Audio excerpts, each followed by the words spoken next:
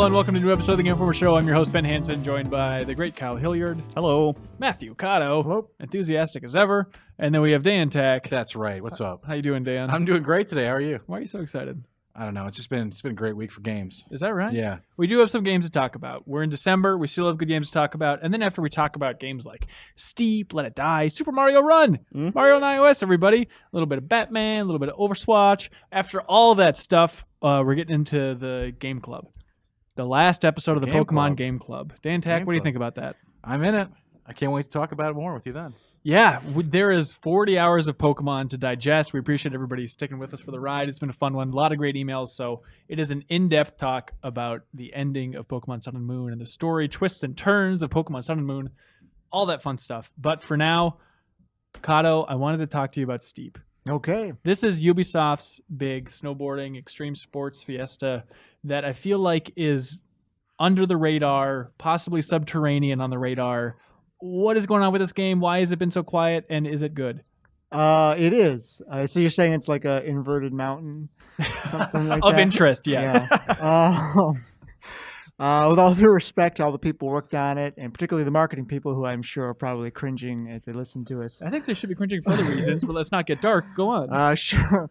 Yeah, it is good. You know, I wasn't expecting really much of anything when I started reviewing this game, and I'm sure, you know, some of the guys in the office probably chuckle when they walk by my desk and be like, oh, you know, what is this? And I just kind of, you know, silently sort of nod my head. And that's the thing is that, like, if you play the beta, it's not hard to get like a sense of what this is about. I mean, you got skis, you got snowboards, you got a paraglider, you got a wingsuit, you know, go have at it. And so That's the game, is just have at it, go on a mountain, have fun? yeah, exactly. That's the marketing as well. You may have seen the commercial. So, you know, it's not hard to understand it or even to just sit down and play it and get into it. But, you know, for me, it really, you know, caught on with me.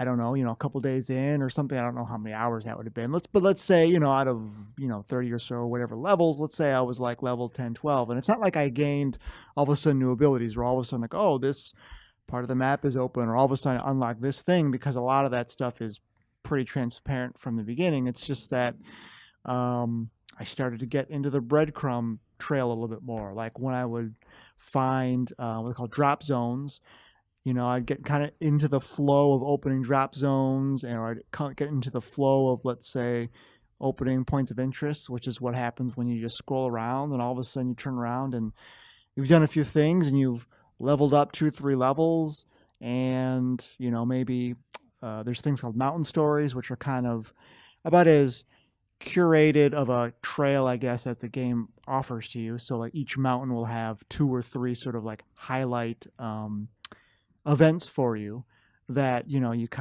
they sort of steer you towards, but you don't have to do.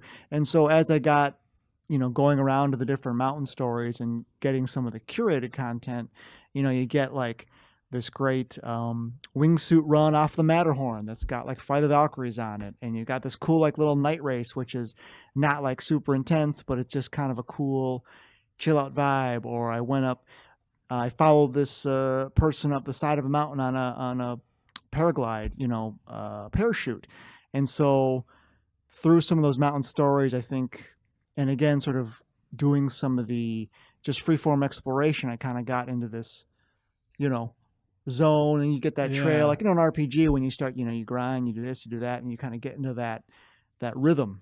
And that's when the game really clicked with me. Does it feel like a Ubisoft open world game where they're just throwing a ton of little systems and collectibles and all that nonsense? You know, I wouldn't say overly so. You know, let's say if you've got like Assassin's Creed on one hand, where you've got all the different kinds of missions and the map, you look at the map and it kind of bowls you over. There is certainly a big map. There's certainly lots to do, but I wouldn't say it's necessarily like that. I would say, however, if you're talking about Ubisoft-ness, yes, very of a kind, you know, there are the riders and the people who talk to you and stuff like that. I mean, let's just say I played it on mute or with headphones, playing all the music for a while, and I would dip in and be like, okay, yeah, I still don't. I made the right choice. But Does it sound like their E3 presentations where people are playing Ghost Recon? Like, well, nice run, Will got over there. You know, it's a little more subtle than that, I guess. But you know, it's it's something that you're gonna like it or not. But at the same time, hey, it's kind of like that, like Need for Speeds or whatever. Where it's kind of like, you know what, I can appreciate that they just went for it and that there's a certain quality to it, and you just kind of got to go for it, so to speak. But it's not going to be for everybody. Yeah. Is it truly open, or are you navigating the mountain like through menus? It's both. So like you Okay. can go anywhere on the mountain, you can ski to anywhere on the mountain. It's just that opening the drop zones makes it more convenient, and then a little bit later on, when you earn enough like credits, you can actually helicopter to any particular point. So you buy like lift tickets for the helicopter, and then you can literally go anywhere. Okay. And then sort of the opening up is that, let's say I can go to the Matterhorn, let's say, right? I can go there now. I can make my way over there. Or if I have one drop zone open or one event open there, I can go to that event and then just keep skiing and just doing whatever I want without going to a different event. But let's say other events won't open up until I'm level X. So it actually is a really nice mix of gated progression, as well as just we're not really gonna limit you or have some weird wall or something like that. I have 2 PlayStation references for you. So it's like 2 extreme and 1 extreme and 3 extreme, right? It's got all these different modes. What's the best, the most entertaining, maybe mechanically most satisfying thing to control? Like snowboarding or wingsuiting? Is there one that's like by far and above? I think it's better? wingsuiting. Really? Yeah, because it's kind of weird. Because you're just sort of free falling, whatever. But from like a progression standpoint, you get XP just for like going close to the trees, skimming the ground. So it's like kind of, I don't want to say passive, but you know what I mean. Like if you see something like, oh, I'm gonna like just bomb through these trees, you're gonna get XP for that. And then of course, as I said before, they've got other sort of curated runs or events where you go through and you're playing it 10 times. And you're like, I don't know how I'm possibly going to get through this particular crevice and stuff like that, but you find a way, and Sounds like it's pretty prom, right? satisfying. Whoa. And then the other thing is, when they revealed the game, they said, or a lot of the community was like, just give us a new SSX. Is this going to be satisfying for SSX fans at all? It's been a while since I played that, so I got to be honest, I can't speak to it extremely, but I mean, like, there's a good sense of speed. There's a lot of just straight races. There's tricks in there that aren't super hard to pull off, but certainly can be like satisfying because you're flipping in the air and stuff like that. So the reverse to that is, it's not like, if you're looking for Tony Hawk style or skate style, like just mash 'em button skills, it's not about that. But going to the SSX thing again, there's also the terrain's pretty good. I don't think it's got like the giant like corkscrew Tokyo Megaplex. wind, or Yeah. just like you're going upside SSX had down a tendency and, to like, just go absurd. Yeah. for the But sake there of- were, like, I think in It was fun, SSX 3 and even the final level in SSX 1, it is just kind of open, big mountain, go Yeah. explore, have Okay. fun. So I think there's still SSX fans who like the peacefulness of just going for a nice, long snowboarding ride. Yeah, I think so. I think so. I wouldn't say it's a direct corollary, but I think there's something there for a lot of different people to enjoy. Right on. And what'd you end up giving it? 8.5? I believe, 8.5. Everyone always forgets their scores on the podcast. Do you think it's going to crack your top 10 games of the year, personally? Yeah, I think it might. And I put out there that, I'm sure some people may think I'm crazy or whatever. No, I wouldn't say that, actually. I would say some people might not be, for them, but like there's certain subtle qualities of it I really enjoyed. If you're enjoying it as much as you say, and I believe you are, it feels like one of like Thank the you. most underrated games of the year. I mean, if it's that solid and just no one's talking about it. Yeah, winter sports is just, it's weird. They come and they go. Maybe some people want more competitions, like, oh, you should have gotten the X Games, or you should have been this, and some people want even less, or some people want, there's like Infinite Air where you can go and build your mountain. It's all more about that. So I think it's one of those tough spaces to really, you mentioned SSX.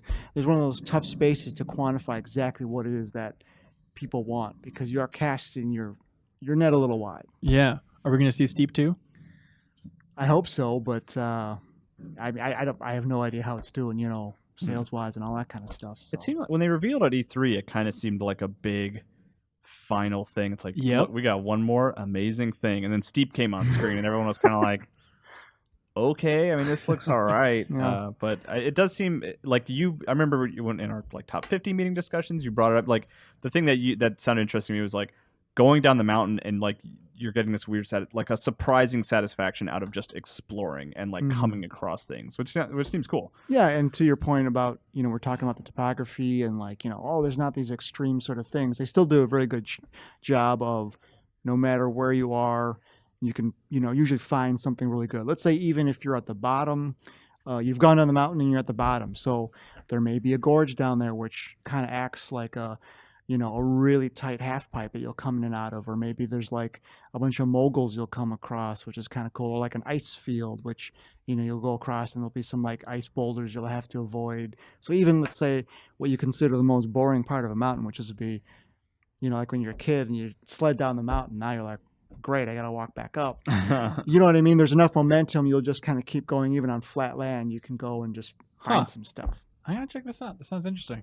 Kato, thank you so much for teaching us about Ubisoft Steep. Well, it's my pleasure. You want to do yourself a favor and give yourself a round of applause because you did such a good job? Just clap once for me, please. No. Just one clap. Just one clap, Kato. It's all I ask. Please.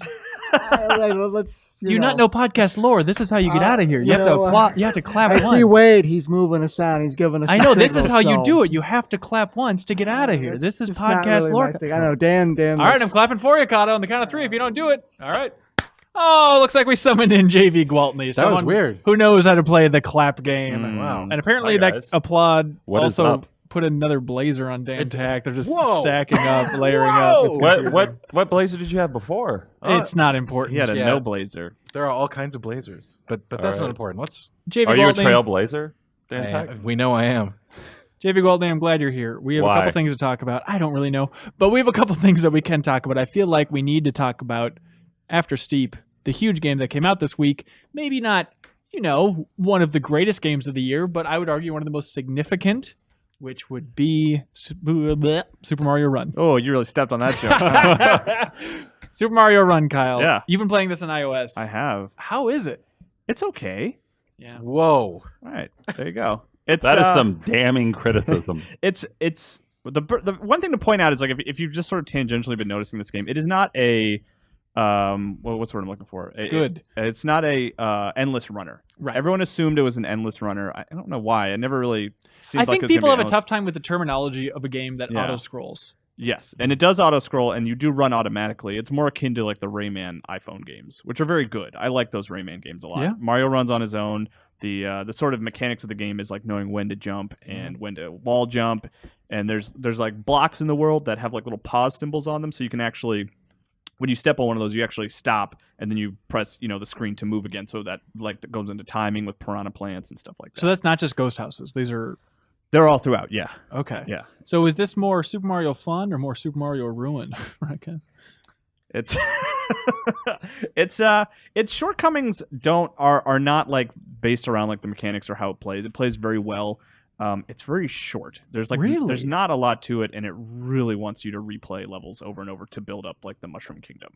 Now, what do you get from building out the Mushroom Kingdom? That's the thing. It hasn't been out very long, so I haven't really gone deep into it because the advantage of the Mushroom Kingdom is like you can kind of revisit it like every day and get new things or new coins or new toads to fill out your What town. would the new things possibly be? Like more buildings and stuff like that. Like I think it becomes more of like an aesthetic thing where you can make your town look nice, and I think you can expand it and grow it out if you want. It seems Nintendo brilliant.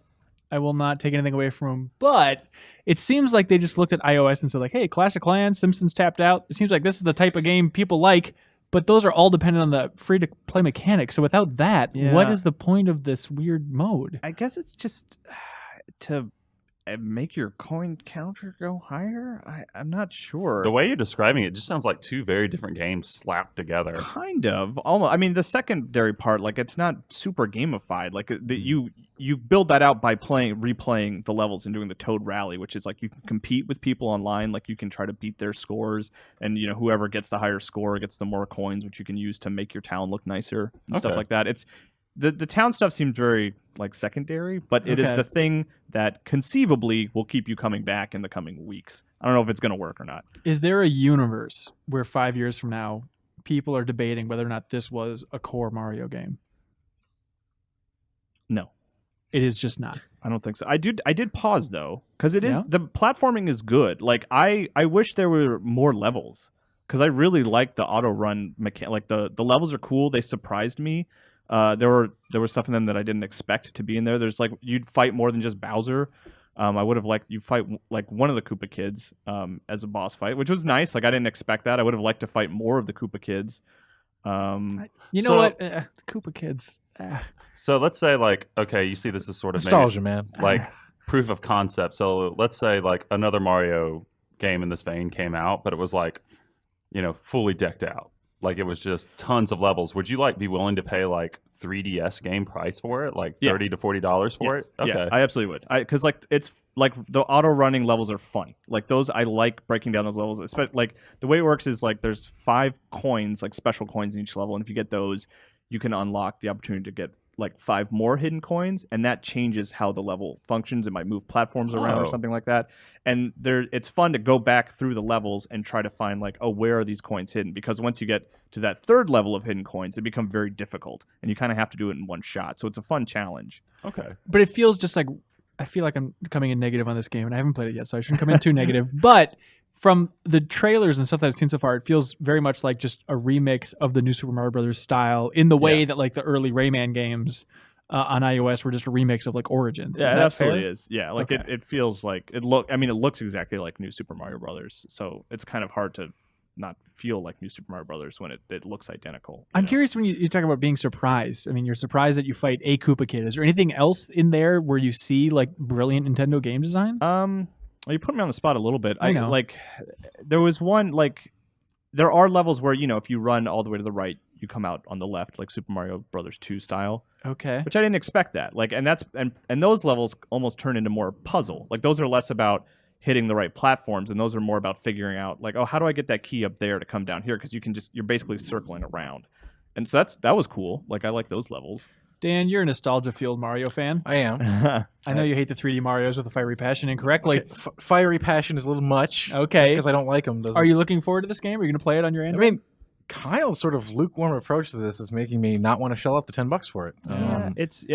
Kyle's a big Mario fan, and I that's cool. And when he's like, I'm like, oh boy. I do like the model. Like it's like $9, $9.99 to play the game. Like you can play the first 4 stages for free. It's free to start in that sort of in the truest sense. It's not free to play. It's just free to start. And I do like that one single transaction to unlock the full game. I wish more mobile games would do that. $9 is a little steep. But there is a demo, so I guess you can check it out. So then okay, yes, I will try it. And I hope to have a different experience than Kyle based on what he said. $10, then you're shocked by how much content's in there. Like, how much content is in there? How many worlds? There are 6 worlds. Each one is 4 levels, and they're pretty short. And you play through 1/6 of the game for free.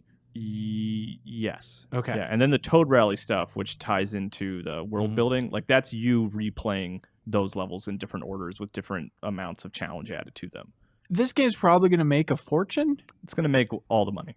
Is it worth $10?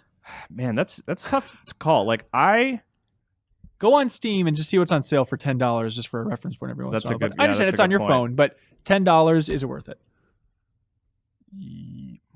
Wow. Yeah. The thing, it's like weird because like I will totally. I would be happy to do that because I like Mario, and these are good Mario levels. I wish there were more, but the landscape of like mobile gaming and what else you can get for that price and the amount of content, it comes up short, I would say. Wow. I am blown away by what I'm hearing right now. This is But not what I expected to it hear. is a great Mario platformer Right. to kind of temper that sort of negative. Is it the exact same level of quality as those Rayman games? Yes, I think I prefer them to the Rayman games because the thing that drove me crazy about Rayman is like the first couple of levels were just single tap. And then they started adding in like you could fly and you could punch, and I don't want that in the mobile space. I just want like simple, let's focus on jumping, and that's what Mario does. Is it focuses on jumping. I like that you can play it one-handed. That's like been their weird marketing pitch. But They need something. Yeah. I really like it, and it's like it's like a really. They're not like they're not brilliant for this, but it's like a really simple thing that I don't know why more mobile games don't do. There's a nice big block at the bottom of the screen for you to tap, so your finger does not interfere with anything that's happening on screen. Okay. Super simple, Yeah. super smart. Like why don't all games of this sort of style have this? Like Rayman did not have that. Yeah, you know? for sure. Do you die a lot? It looks like in the videos, at least, I'm still confused about this. It looked like just running into Goombas will kill them. You can jump over them, but then you get more points and maybe more height to get to a hard-to-reach jump if you jump on them, or press jump as you're vaulting over them. So it's a new Mario move, technically, vaulting. Yeah. Well, no, I mean, you've always been able to gain more height from jumping off a Goomba. Right. But right. you do not die by running into a Goomba in this game. Okay, that's the core of my question. That seems and weird. like it does seem weird, but I understand it because like since you're not in control of Mario in the air, it's not very fun to like try to hit every Goomba. It's like, well, I got to make sure I jump at least 4 steps ahead of this Goomba. Like it's more fun to just do it when you need to, or do it to get to a secret area, or if you're going for more points. Like otherwise, you can just they're not going to kill you. It would feel cheap if they were killing you all the time. I think it's awesome to see Nintendo on iOS. I like these two companies coming together. I do too. I'm excited for the future. I will definitely check this out. I just like the thing that would make me. I just want more levels. Because the platforming is super fun and it works really well and it's very simple in a smart way, and I just want more of that. Yeah, for sure. Well, Mario can't die from touching a Goomba, but Dan Tack sure is one to let it die on PS4. Oh, flawless transition. Grasshopper. Yes. So, Dan, this is the free-to-play Yes. Grasshopper from the studio that houses the great Suda51, that mysterious devil. He is indeed. And this is a free-to-play dungeon crawler, roguelike, wonky, weirdy, funky thing. That's a very good description of this particular game. All of these things are accurate. And I've heard rumblings that you're in love with this game. This is one of the most Dan Tack games ever made, for sure. Hey, everybody. Look at me. Why is that? It is wild, and it Wild suffers. stuff. It suffers from some serious detractions as well. But the core concept, I think, is fantastic. It makes for a sweet online game. This would be killer on PC with some of these other things fixed. Again, there are some pitfalls as well, but a lot of it, there's a lot to love too, from the insanity of the gameplay to the concepts in play here. So it's all you going inside of an arcade game, right? So the single player, yes, theoretically, I don't think anyone's finished the game yet because it's insane. Really? But yeah, theoretically, you're playing a game of death with everyone else who's playing that game, and you control a roster of characters, initially only one, that you run up the tower to farm for weapons, recipes, gold, items, yada yada yada. Unlock elevators to go back up to the floor you get on. So it's not a pure roguelike in that sense that death is the end, but many roguelike elements of sort of small progression over a long time through many deaths and learning, fighting bosses, making new weapons, working up your main hub with all kinds of new stuff, from being able to buy and equip new characters, tons and tons of new recipes and items, new consumables, new decals, which are basically skill augments, and of course fighting other players and protecting your own base from other players. Is it the punk rock style? Is it the combat? Davey, you've also played some of this. Yeah, it reminds me a lot of The Running Man, like that movie Right. from the 80s with Arnold Schwarzenegger fighting, one really kooky character after another, which basically became like the Metal Gear Solid. If you love Metal Gear and you've never seen Running Man, go back and see where the entire Kojima mindset came from. Because you can see like Kojima watching that as like a much younger man going, yes. Or absolutely. The book is also excellent. Oh yeah, the book's really good. It's much different than the movie. I think they're both really good in their own ways. But Nice. like the Running Man aesthetic is clearly in Let It Die all over the place. It straight up looks like the Running Man, like a lot of the time. What was that guy's name in Running Man? Electrogasm? Arnold Schwarzenegger. That's what I'm thinking Which of. one? There's some electricity guy. Anyways, so is it that style or what is it, Dan, that's so good? No, it's the whole concept of the game combined with, the gameplay is solid, but the whole like you're against everybody else and you can send your guys to kill other people in other games and they're called games. haters. No, they're haters when they're hunters when you send them. They're haters when you die on a floor and your ghost stays there to kill you and anyone else who goes on that floor. So your ghost becomes a hater, but you send out hunters. Hunters on expeditions to other people's games Okay. to mess with them and hopefully kill them, and you get extra rewards for that. So you have by the time you get to like floor 20, which is where I'm at now, you've got a pretty decent roster assembled. So I've got like 6 or 7 different characters, all of varying levels and strengths and armory kits and decals and everything. I have some guarding my base while I'm away, so Tennessee doesn't kill me while I'm at work. Tennessee. Right. So you pick a region. So you can be like Canada, or in the U.S. all 50 states are available. So I'm Alabama. Alabama feuds with Tennessee constantly, so we're in a locked war. Hang on, this is really interesting. What is this? So it's literally the players from that base, or you're just choosing some random affiliation amongst 50 states? You choose it. So You pick it. so You it's a pick it meta when game. it's in the system. And then you're going to be like, so. And normally you can just attack anybody from any state, but since we in Alabama constantly seek out people from Tennessee to attack, eventually it goes into a state called war, which lasts for a day or so. And then you can only attack people from that state, and you just beat the crap out of each other, steal all each other's loot, and just you get big rewards for whoever wins the war at the end of the day. How much of your affection for this game stems from some weird Alabama fan? None. Zero. Okay. You're the Alabama Slam. Last time I checked. I know, but it doesn't matter where you're at. Oh. You're going to form these rivalries because there's other states and other regions that get I know Canada was in some crazy war with some other state the other day. Oh my god. And that's this is a small part. This is the PvP section of the game, which is several different levels. So and it's never synchronous. You're never battling another player in real time. You're outfitting people to send to kill other players in other games, or you're going into someone's base in their game that they've outfitted to defend against you. And when it starts out, it's really rudimentary. It's like you're going to always win because the characters with beginning weapons are very easy to game. Like you always know the hammer's going to swing such a way that you can kill them even if they have a full roster of defenders. But later on, once they start getting butterfly knives and rocket launchers and all kinds of other crazy stuff like that, it's not so easy to predict, and it's easy to die on trying to take over someone's base. Okay. Yeah. So is this the kind of game where if you're logged out for a week and you come back, are you just screwed? You could easily lose all of your stuff that you have on you, but again, you're going to go back out and get that other stuff, including from killing other people. When I basically I try to spend all my stuff before I log out. Anything you have equipped on your characters is safe. Okay. Unless you're. Here's the thing with that. This is kind of long. This game is a long explanation. Basically, the question I'm getting at is am I downloading a responsibility, like a job, no. if I start playing? In fact, if you even want to just chill for a week and not even play, just log on once a day, maybe. Yeah. You get your daily reward bonus, whatever. That's a mobile kind of dopamine, thing. And Sounds good. but other than that, you can when you send your hunters out, you can send them for last night when I stopped playing, I'm like, all right, I'll send all my guys out for 24-hour expeditions on these guys. When I get home today, I'm going to have an entirely full loot box full of cash and all kinds of other items that they found. So I wanted to go farm for that stuff tonight when I play.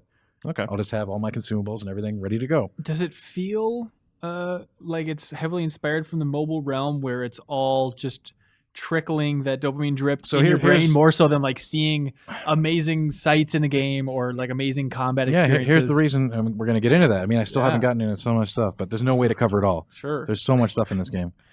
I hate the pay system that it has, which is free to play, which is awesome. So if you feel like you like what you kind of hear here, do try it. But especially as you get further in the game, the system continues to say if you die, okay, so you're either getting your character goes down to the bottom of the tower, you have to buy them back with gold coins, which you get all the time, and you start over. So if you were trying to get to the next elevator or in a boss fight that you really wanted to beat, that's it. You're back down, and you've got to pay a significantly higher amount of coins as you get higher in the tower for a character dying.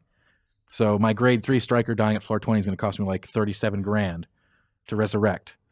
Okay, otherwise it's stuck on that floor. If you die in the lower tower, it's not a big deal. It's it's going to cost you about 1,000 coins or something like that. Otherwise, you can use the game's pay system and use it's called death metal is the in-game currency. Very good. Is the currency, and you can just say I want to come back to life right now.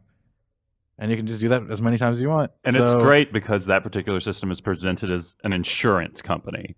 That's good. It's pretty good. That's pretty clever. It's very clever. And it's also, like I said, it gives the opportunity here to create unfair boss fights. And more than that, bosses so far, up to floor 20, have been pretty easy to figure out their mechanics and then beat them in a fair square match. That could change. Who knows? But in any case, it can be extremely frustrating when a lower level character you're doing is going through the tower. You're just maybe farming up some recipes or some crafting supplies, and you turn a corner, and there's a level 50, fully kitted out dude, just smashes you in the head in one shot, blows everything. So you paid $20,000 to equip your character maybe. It's going to cost you another $20,000 to get him back, or you can just say, I'm going to pay with this currency, and I'll keep my progress, thanks. How much have you paid? Nothing. I refuse. Wow. I'm very much against this system. I think this would have been a fantastic game without this pay-to-play crap. Because that's what it is. I mean, seriously. And I play a lot of free-to-play games that have systems, but in this case, it's directly tied to a point where you can literally brute force the game. You can just say, well, I'm at a boss. Do I want to, try to beat her? I just want to spend a couple bucks. Whatever. I'm getting past it. I'm progressing. And this has a real impact on other players because the stronger you get, That gives you an edge in all of these PvP activities you're doing. So in that essence, people will argue that it's not a pay-to-win game. I think it is, and I think it is in a way that it's done very coyly. It's done very in a very sly way. So like all these barriers are saying, oh no, man, it's all skill game. You can do everything another player can without money. And yes, theoretically, you sure can, but it's going to take you a lot longer. It seems like a tough game to review. Difficult for sure. And the only other that was a huge detracting point. Another big detracting point is the load times. They're brutal, and you don't notice it at first, but when you start going on like tons of runs to raid other players, the time between those is just completely unacceptable. And if you're doing a lot of floor juggling, like let's say you get on a floor, you're a level 10 guy, and you're not well equipped, you're just doing a little farm and run, trying to get some cotton to upgrade some pants, all right? And all of a sudden, a level 55 hater comes rushing out the door with like dual machetes, and he's wearing like, combat armor. You're going to be like, okay, I'm going to run back up the escalator and clear the level. And then it's like, you got to wait for that screen again and again. It's just like, man, the load times, they're not bad at first, but they start to really feel, man. It's bad. Because I spent a couple hours with it and never noticed it. But is it really like recore bad? Or is it when you get to start doing activities like raiding other players, I don't know if you did any of that. No. Once you unlock the Tokyo Death Metro, which you need to do, because that gives you tons of other upgrades. Like you can't upgrade your hub until you do that. That's how you get your hub upgrades, and that's how you kill other players and bring them into your bathroom to drain them of their life. All right. Yeah. Cool. That's what you do there. You How does that look? You drain their essence while you have them wrapped up on the toilet. It's pretty crazy. Wrapped up? Yeah, they're your prisoner in toilet stalls. Wait, so you put them in a weird spider web in a toilet? Yeah, that's correct. It's nothing sexual. No. Okay.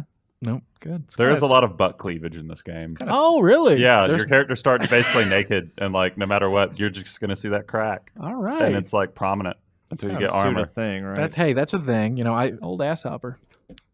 Old asshopper. Anyway, what was I saying? Yeah. Asshopper. The load screens become a big issue when you start running into players. It's just I actually just have my phone there and just browse the web while I'm waiting. Play some other addicting free-to-play. It's true. It's true. It's really annoying. It's very jarring and really immersion breaking, and definitely something they should work on if they can. Yeah. What'd you end up giving it? A 7.75. Wowza. Recommended. I would recommend people try it as it is free, but I do that with the caveat that I think this does things in the worst way, because that system becomes more and more incentivized for you to use the higher you get. The far you are in the game, the more you want to keep that character alive at the cost of X cents or $1 than you do to pay that time back. I've heard you scoff in the back of the office several times with Dark Souls comparisons. Yeah, it's not overblown really, because people just hear, some sort of multiplayer type mingle player nonsense, and you're running through a dungeon. It's hard, therefore. Bleh. A lot of people just say, any character action style game now is it's Dark Souls. No, not really. This has some vague similarities in that respect, but no. Okay. I would not compare it to. But the action is solid, right? Yeah, the action's solid. Okay. The shooting action is not nearly as good as the melee play. And people are like, if you use the lock-on, it sucks. It does. The lock-on is not for your melee weapons, I would say. Use that for your guns, which you don't get until good 10, 15 hours into the game. Okay. Yeah. And I know this isn't. It's not a Suda game per se, right? He's tangentially. I think our office is I don't think Suda was much involved with it. Yeah, it seems the rest of the world is saying this is a Suda game. Because I get whether frustrated whether he was involved or not, man.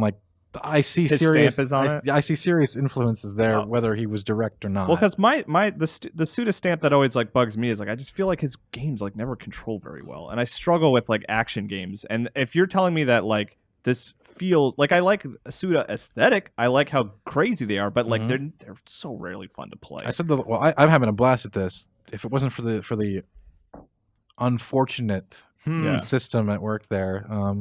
But if you tell me the action's fun, it is fun. It's fun. That's cool. That is exciting to me. I want a Suda sort of crazy game with good action, because I feel that doesn't overlap that often. Have we ever talked about on the podcast the fact that Serial's favorite game of all time is Killer 7? I totally believe that. Excuse me? Favorite game I think that was my reaction all as well. Time. No, he did a write up for Paste Magazine that actually explains it pretty well. What is wrong with It's worth reading up. Okay, all right. I mean, I disagree strongly.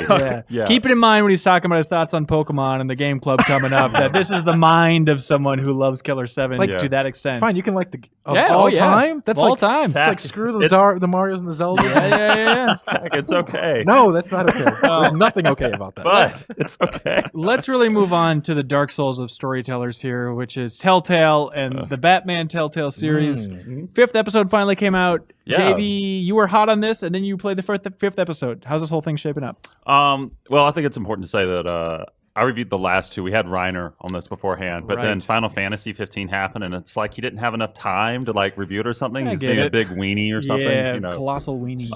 But so I reviewed episodes 4 and 5, and I enjoy their take on Batman a lot because I feel like there are a ton of Batman stories, because this is a character that's been around since 1939. And you have everyone coming in and like doing their own takes on Batman. Someone's read Wikipedia. Wikipedia, yeah.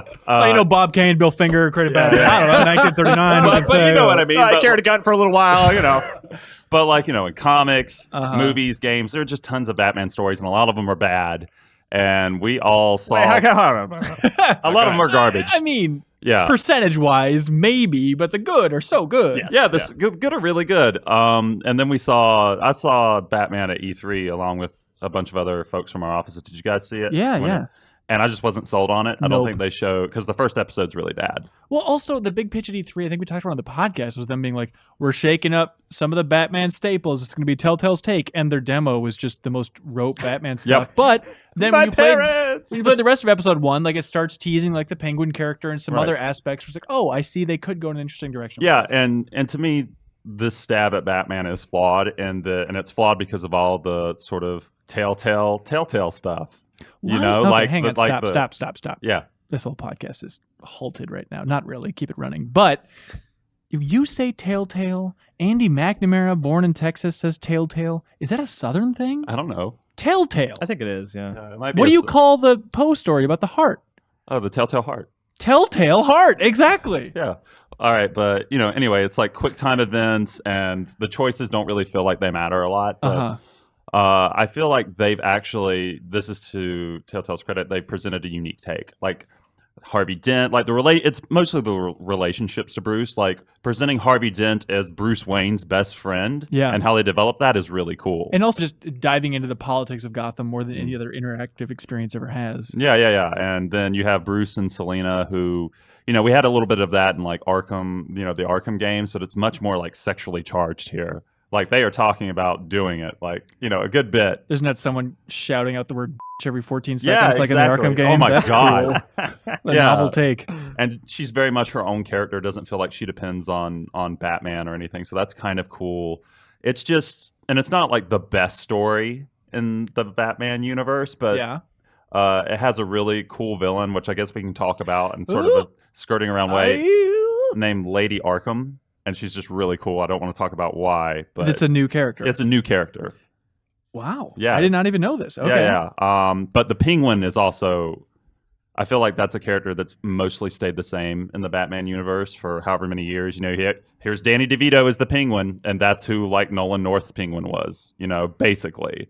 Well, it's pretty much. Sure. But this one's like the sort of skinny, pompous British dude who was also best friends with Bruce Wayne when they were young. So basically, the moral of this Telltale story is don't be friends with Bruce. Bad things will happen to you. Yeah, they explored that in Hush. Yeah. Come on. Oh, yeah, Hush was really good. It's Batman 101. Yeah, but also, so how did it stick the landing? It didn't.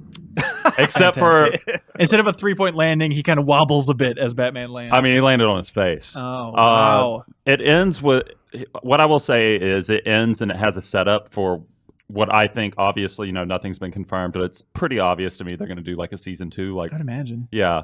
And that could be promising. It's basically like the same sort of setup at the end of Batman Begins for the Dark Knight. Like, it's that kind of setup.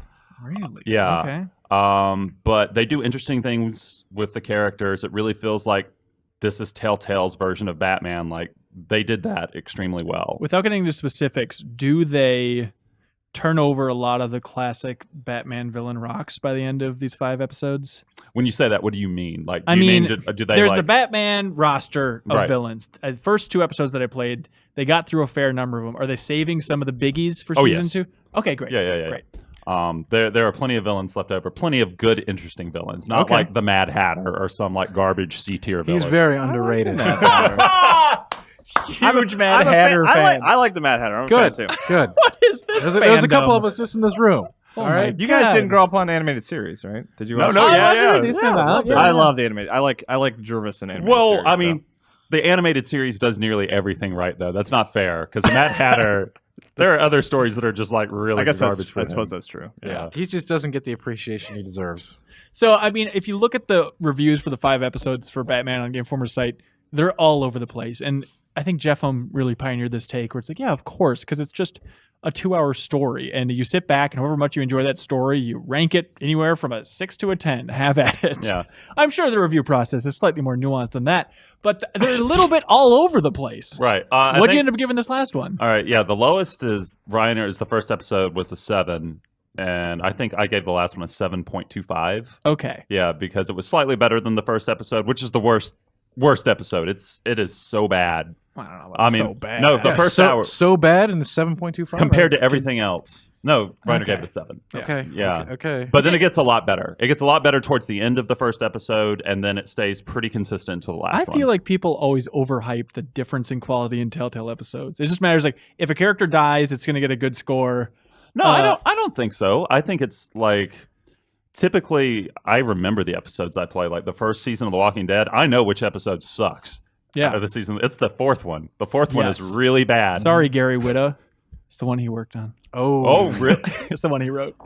Zing. Yeah, and then like Tales from the Borderlands, which is my favorite Telltale game. The 3rd episode's not bad, but it's the weakest. Okay. You know, I just remember. You know, it's like remembering episodes from your favorite show. Yeah. Like I know which ones in The Wire are weak, which ones in Mad Men are weak, so on and so forth. Sure.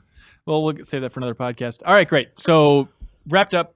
It's an interesting overall season.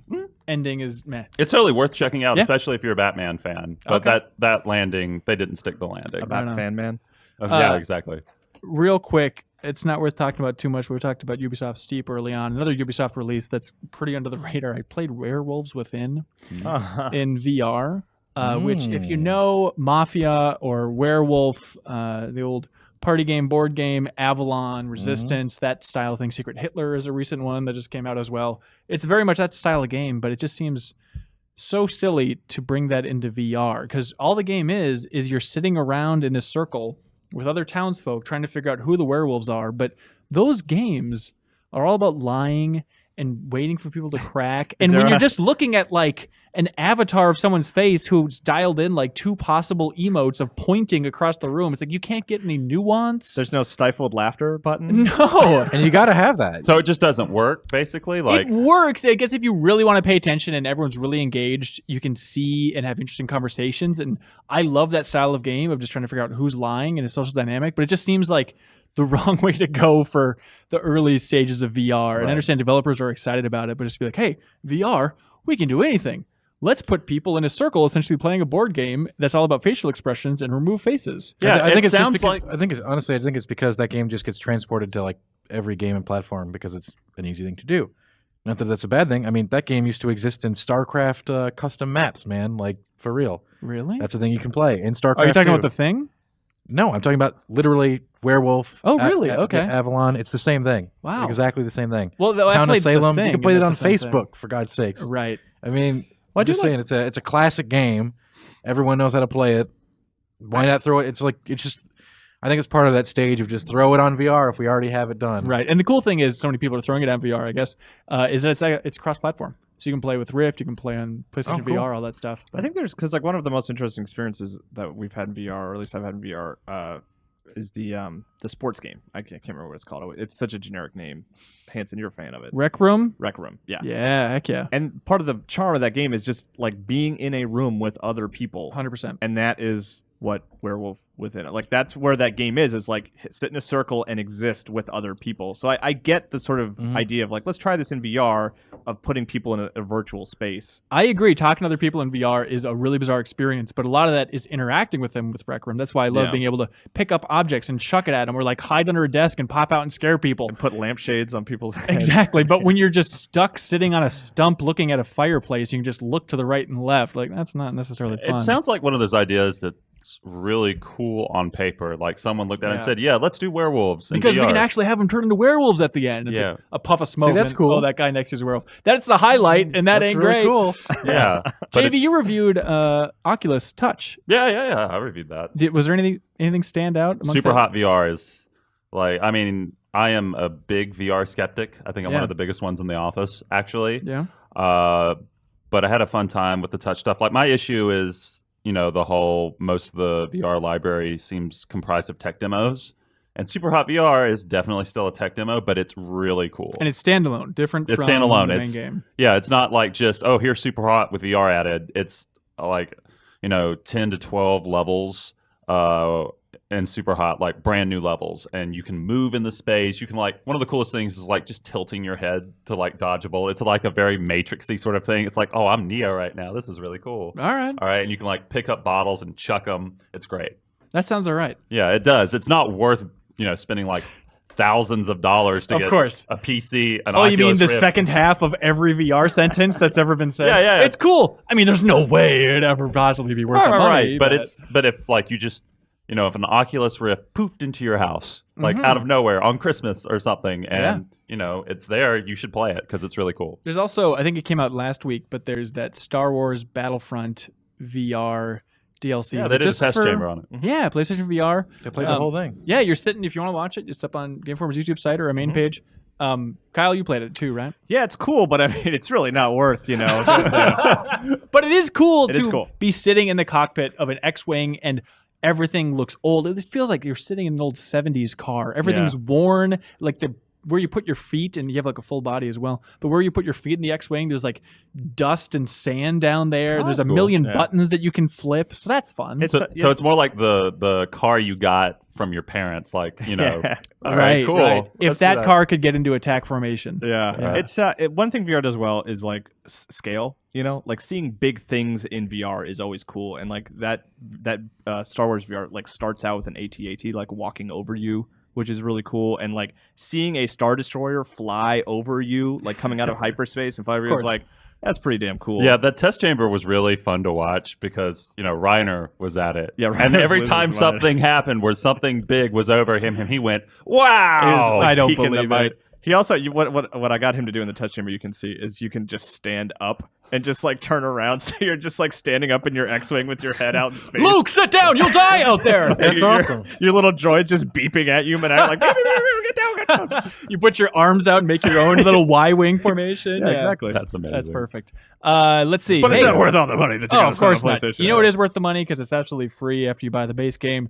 The Overwatch seasonal content. We should touch on this briefly, Dan. Yeah, briefly. Yeah. So they added a new mode. It's a brawl, special custom brawl, where Mei has a snowball gun now. Everybody has one shot. Reloading is specifically on the map. It's a really weird mechanic.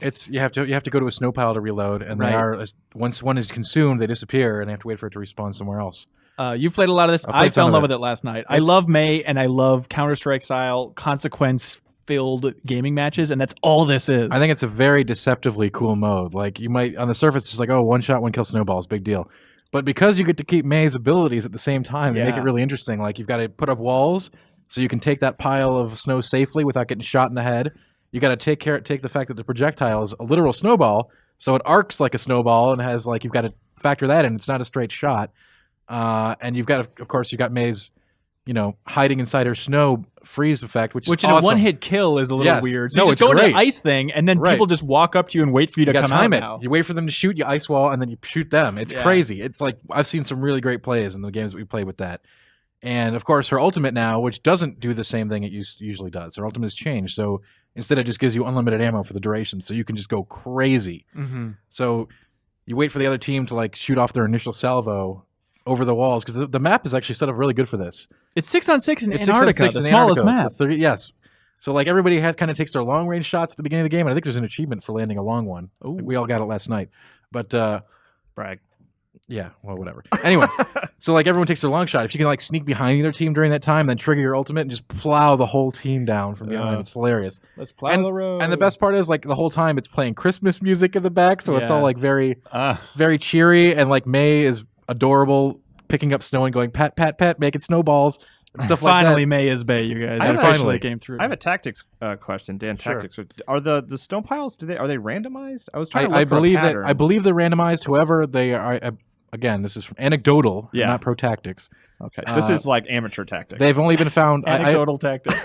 They're mainly found Anecdotal. outside near the entrance of both bases. If you ever really need a Okay. pile, there's always one there. This just sounds so cool. It reminds me of the original Counter-Strike. One of the first like major popular maps was just called F Snow, and it was just like you were fighting in a valley with of snow, and there was an enhancement later on that got added where you fought with snow guns. So Ooh. I definitely want to play this. You get one shot, and then the reload time is significant, and you have to find a pile. So it's like hairy. old school musket wars where you're Yeah. trying to reload. No melee. Yeah, no melee, melee. nothing. This Also, sounds so cool. Make sure that you your very first match, go ahead and fire off that snowball while While you're in waiting the base. because then you're like, oh well, I didn't know you could reload, so I was There'll like, be- well, what am I here for? There'll be a reload spot right outside. There'll be a little I behind learned your that, team. yeah. That's fine. You Yeah. can use them as guinea pigs anyway.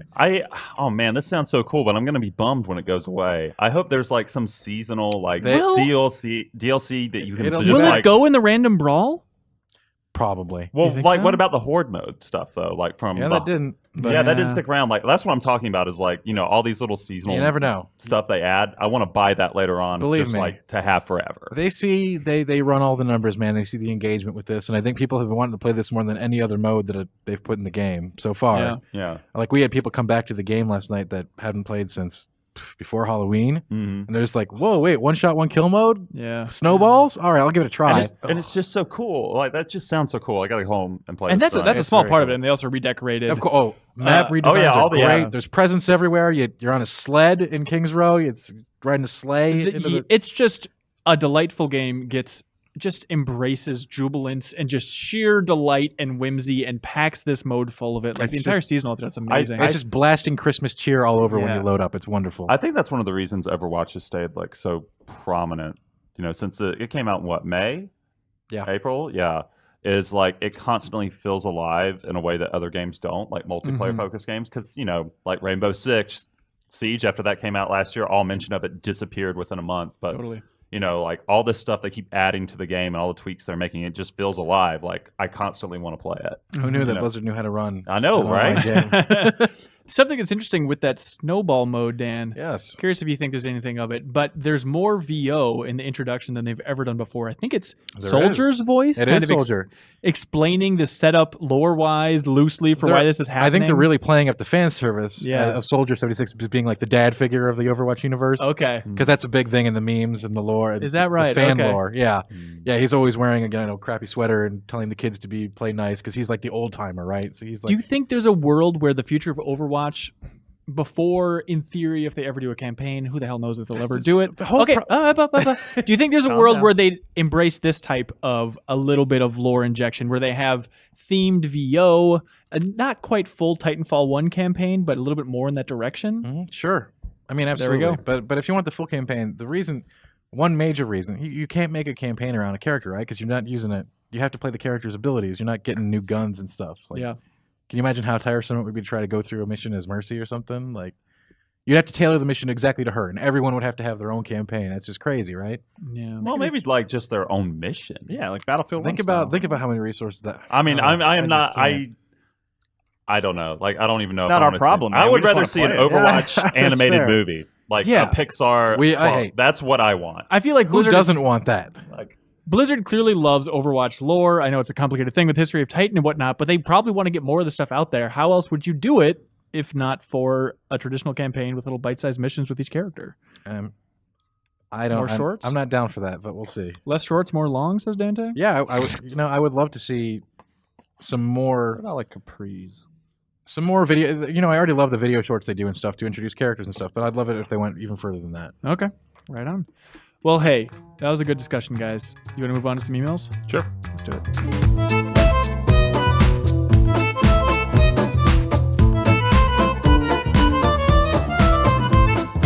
And welcome back to the Game Informer Show. We got some great emails from the community. They sent emails into podcast@GameInformer.com, which we encourage everybody to do. Even if we don't get to your emails, we really appreciate your thoughts and feedback and everything going along those lines. We do. We absolutely do. Podcast@GameInformer.com. We go through all these emails. We read the best of the best. And then at the end of it, we choose our absolute favorite, the email of the week, and we ship them out something real nice. Maybe this time you'll get Dan Tack's dumb shirt. It's really awesome. It says, what does it say, Dan? I think it's Stand up and show us. Yeah, let's do that. It's amazing. It's for really the audio cool. listeners, Dan Tack's shirt says, "Save a chocobo, ride a gamer." And Dan just looks pleased as punch to be He wearing looks very that shirt. dashing in it. It's kind of a take on that joke, save a horse, ride a cowboy. You guys get that? Oh. But see, Let's just say it's from Final Fantasy, Oh, so I'm a real Pokemon gamer. stuff. I'm a real gamer, guys. the look on Dan's Gotcha. face, if Joe Drew was in this room, he'd throw a punch. He would have Oh, the please walk over to Joe after this. it'd be the Metal Gear Solid 5 rocket punch right to his Oh. dumb face. Brett Williams from Martinsville, Indiana writes in and says, "Hey, Ben and crew. First of all, I know it's been over a month, but thanks for the great job y'all did with the Extra Life stream. My wife and I really enjoyed watching it together, and I like that she can now put faces to the names when I tell her stories about things you guys do and say. She really likes Javy. Yeah. So you can tell him he's not the All bottom of the barrel. Since you did reached your goal, you announced you're going to do these bonus episodes of previous Super Replays. And I was wondering when we might expect to see those. I loved Blue Stinger and can't wait to see more with the original crew. Also, I'm currently watching the Resident Evil 4 Super Replay, and I loved when you Skyped Dan Reichert in. You should do that more often. Anyway, keep up the great work and keep the content coming. Thank you, Brett. As far as when we're going to do those bonus episodes of... Oh gosh, Blue Stinger and Overblood 2. I wanted to Skype people in. I talked to Dan and Tim about it, and they were both in agreement. They're like, we need to actually be there in person. It's going to feel weird and hollow if we're just Skyped in. So I think we're going to do it in July of 2017, which I know is frustrating, and we appreciate everybody donating to hit that $50,000 goal, but we're going to record those in July. So look forward to it then. Also, if you have a save for Overblood 2, please let us know. Because it's tough to unlock that secret area. So podcast@gameinformer.com if you have a save for Overblood 2. As far as why don't we Skype in more often? I'd love to. It's always that thing of it's nice to not constantly look in the rearview mirror. Dan Tack, what are your thoughts on this? I love both those characters, and I love having them around. It's great to have them back whenever we can. It's nice to keep it novel and not like the expected thing of, well, of At- course, at- we're always at- going to Skype Dan and Tim in. At Yeah. the same time, they're doing their own thing now. And Very much so. We're doing our thing, and I like it when those areas can intersect. Yeah, there we go. Cody B writes in and says, "Hey guys and gals, so I decided that in 2017 I will not be buying any games," which my wife is super excited about. A lot of wife talk. Instead, I plan on catching up on the games I've collected recently, and in general to spend more of my free time doing more meaningful things outside of video games. Name one. So this got me thinking, says Cody, wouldn't it be great if the gaming industry as a whole just took 6 months off? No new games would be in development, and everyone would just play the games that have already come out. Then at the end of the break, all the developers would come back rejuvenated and ready to make new and original content. Are you sure John Lennon didn't write this? You know what? I think that's a fantastic, crazy idea, but at the same time, it's just not the reality of business, right? Yeah. Like that's All never right, gonna stop happen. making money for 6 months, everybody. Just tweet about your old games on sale on Steam or something. Come on. Have at it. I'm also super into this idea. What would you guys play if 6 months were just the doldrums? I'd play Go Outside, the game. There's No, all you kinds of What? stuff out there. Come on, you would not. I hear they had put a patch in. There's lots of new content. Oh, boy. Yeah, it's the holiday theme. That's right. right. Now, Wolfenstein? yeah, Wolfenstein. Would you really? Of all the games to go back to? Let's see. I love that game. I would play that translation of Mother 3. I would play Final Fantasy 7 to completion finally. Bastion. I know a I've been great putting out game for club to years. play along to. Bastion is amazing. You've never played Bastion? Never played That's Bastion. like 4 hours. Bastion's or like a something. day. Yeah, it's like one a of those. day. I bring it up because it's one of those games that's like we all have our backlogs, but that is a game that is like lived on my backlog as being like I'm gonna play you, not the backlog that's like I might play you. Like Yeah. Bastion sits at the top of always being near the top of the queue of like I'm gonna play you. It's sometime. only like Just go 6 play it. hours. It'll take you a day. Look, dude. I It's got delightful. a family. So Yeah. what? I got to play The Last Guardian a couple Just- more times. just- It's really Yeah. important. Just put on the Connect, dance thing for your daughter, Oh, yeah, and you had a then good like time with disappear that. and go play Bastion. That's a good idea. This actually. isn't She's into Pikmin that. 3 territory of someday we're all going to go Oh. back and beat that. This is like You don't a need to nice, play- you don't easy need to game do to blast Pikmin 3. through. Dan Tack, what's on your backlog? I don't. Oh, boy, we're gonna get into it here. I don't actually believe in the concept of backlog. Okay. I play whatever I want to play at the time because it's the best thing to play. So if I'm playing Overwatch or World of Warcraft or Dota or whatever, If What he's are you playable, talking about? he'll play. Wait. How do you pronounce Dota? Dota, Dodo Bird. Sounds like Dota. Dota, Doto. Okay, what do you mean you don't believe in the...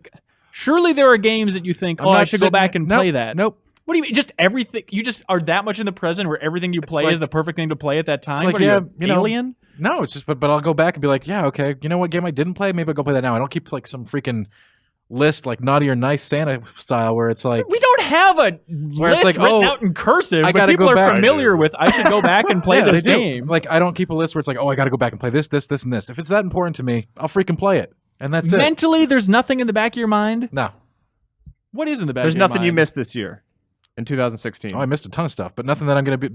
If I really cared, I would have made time for it. Dan, saying you right. don't believe in the concept of a backlog is It's an insane so concept. stupid. I can't wait. How stupid am I? Leave a message in the comments. Don't play into his game, you guys. I'm going to filter out all Just words remember Dan the or shirt Tack. he's wearing. You will be doing that all day. Yeah. Lucas Adams from Texas, God bless Texas, writes in and says, "Hey, Ben and GI crew, which Mario game do you think has the best soundtrack? I personally have to go with Super Mario World because of the fantastic opening theme, the athletic theme, and the castle music. It was a tough call because Super Mario 64 has great tracks like Snow Mountain and Dire Dire Docks, and Galaxy also has some great tunes. What do y'all think?" Super Mario World. I'd go with Run. Super Mario World 2. Yoshi's Island. That's the only soundtrack I have on my phone. That's As nice. Mario. I'm sorry, the only Mario soundtrack. I As have on a my side note here, what you said 2, Dan? No, I said World. Okay. Original World. Yeah, 2 is underrated soundtrack wise. But what? How's the soundtrack in Run? phone. It's good. It's like it's remixes of classic tunes, but they're good remixes. Okay. I like those. All right. Also, shout out to Super Mario 3D Land.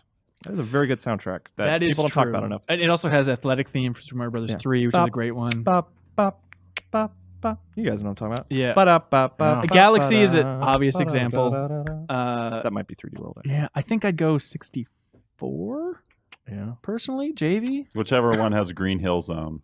That's What a a- different franchise. Wait a I know. minute. You guys are real comedians. Aaron Smith says, "Hey GI crew, I've been a longtime subscriber and wanted to thank you guys for making my commute so much better. Thank you, Aaron. My question is, with it looking like Nintendo may be bringing in studios like Bethesda, do you think this could be the beginning of them bringing more AAA titles to the Switch?"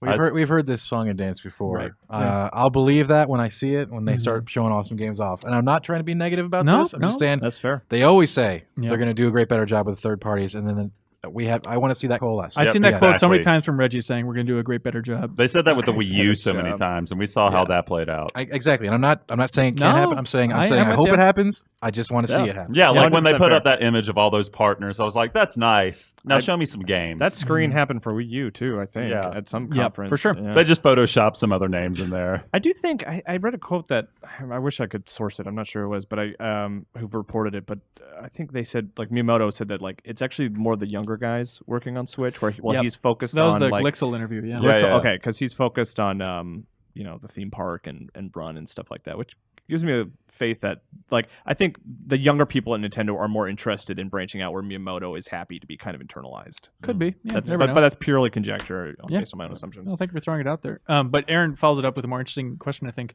With it looking like Nintendo will be bringing titles to mobile, what is a title you would love to be able to play on the go? Fire Emblem. Well, they say they are doing something Fire Emblem Yeah. related Yeah.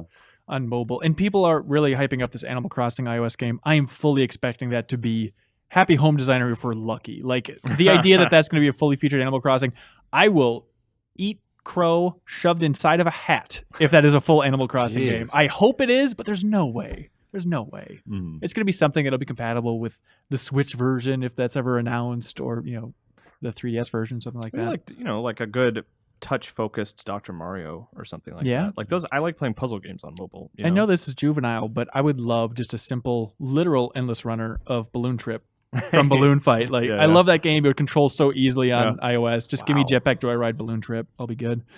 Hey, Game Informers, says Tom Blackburn from snowy Erie, Pennsylvania. After listening to all these stellar interviews, thank you, that you guys pull off, Ready at Dawn stands out recently. I wondered what that whole process is like. Is there a shadowy PR goon peering over their shoulder the whole time?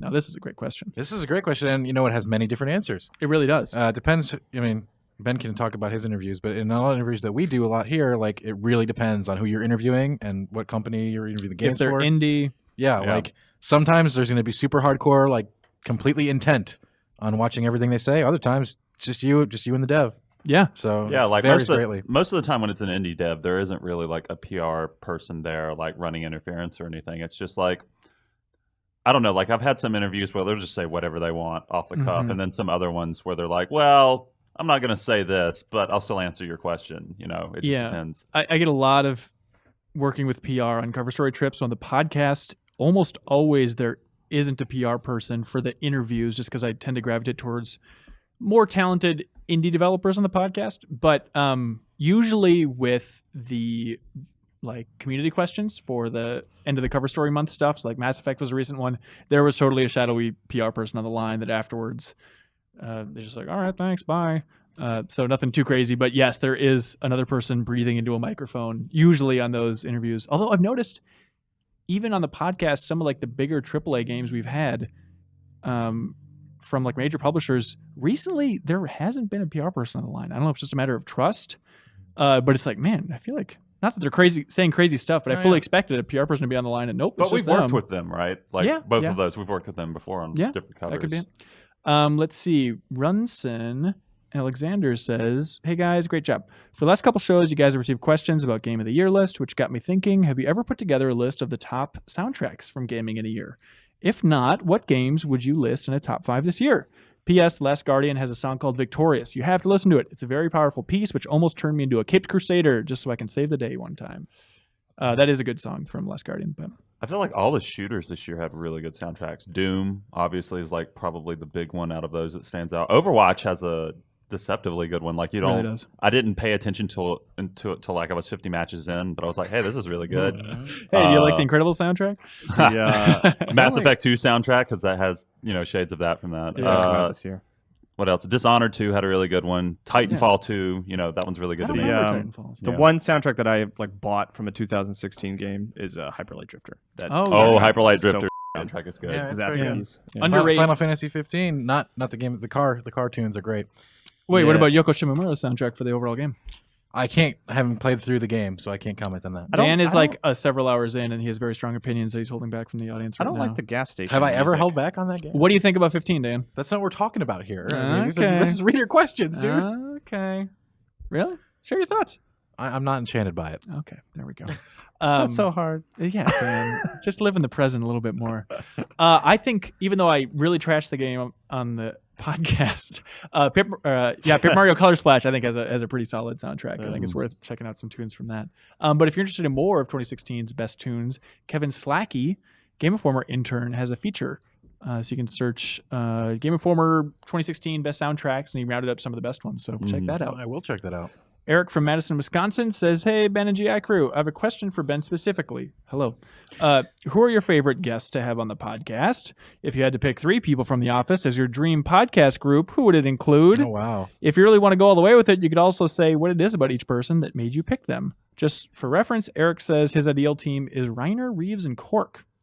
It's a good crew. Yeah, that's an interesting. That's a classic crew. It's a very good crew. I don't know how many times those 3 people have been on the podcast together. I can't think of an episode specifically. I'm not going to choose a dream team. That's offensive to everybody. But I think Kyle, I appreciate his enthusiasm.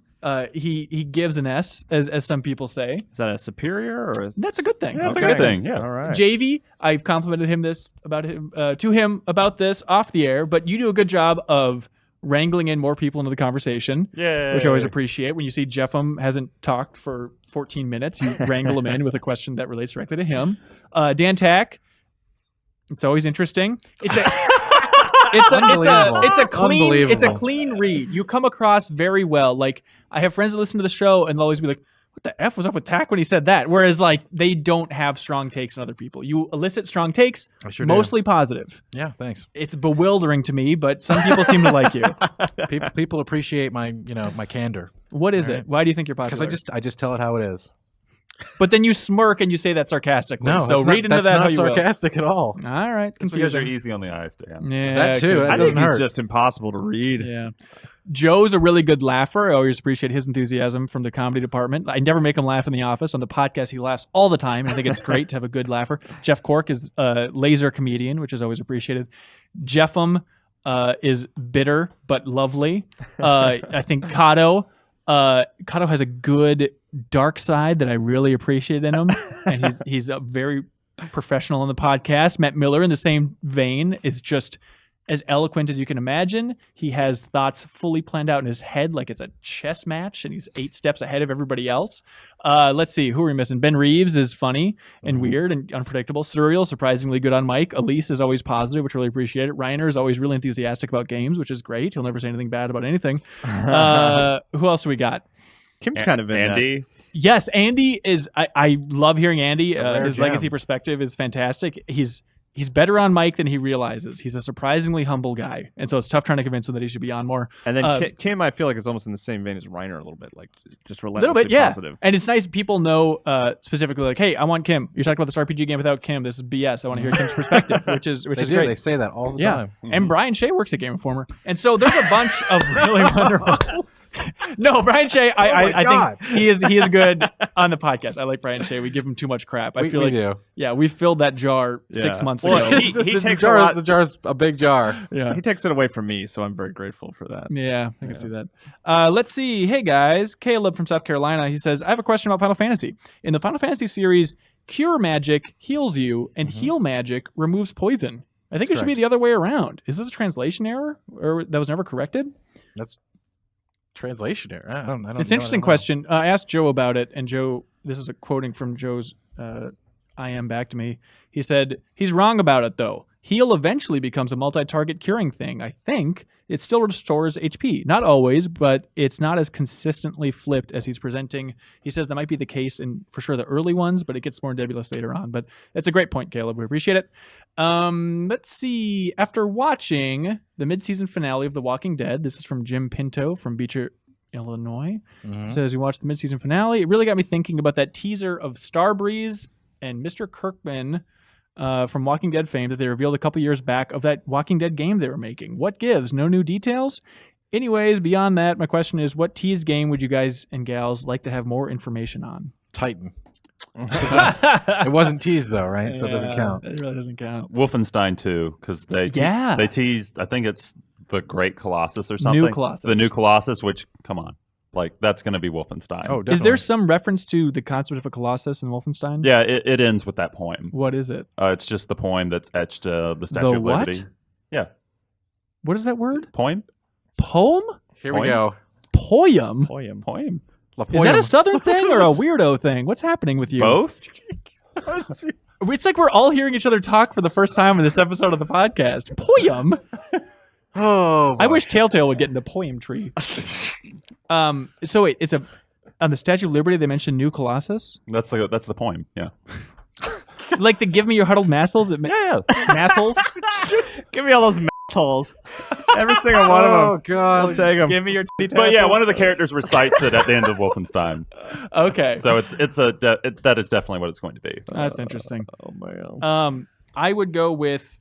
Anyways, as far as the Walking Dead game, they say it's coming 2017. They teased the trailer back in August 2014, announced Star VR. They made their whole... That's the VR one where you're sitting in the Well, wheelchair? that's a weird offshoot from this main game that they haven't announced anything more about. But in theory, it's going to be a little bit like Payday 2. It's called Overkill's The Walking Dead, if you want to Google it.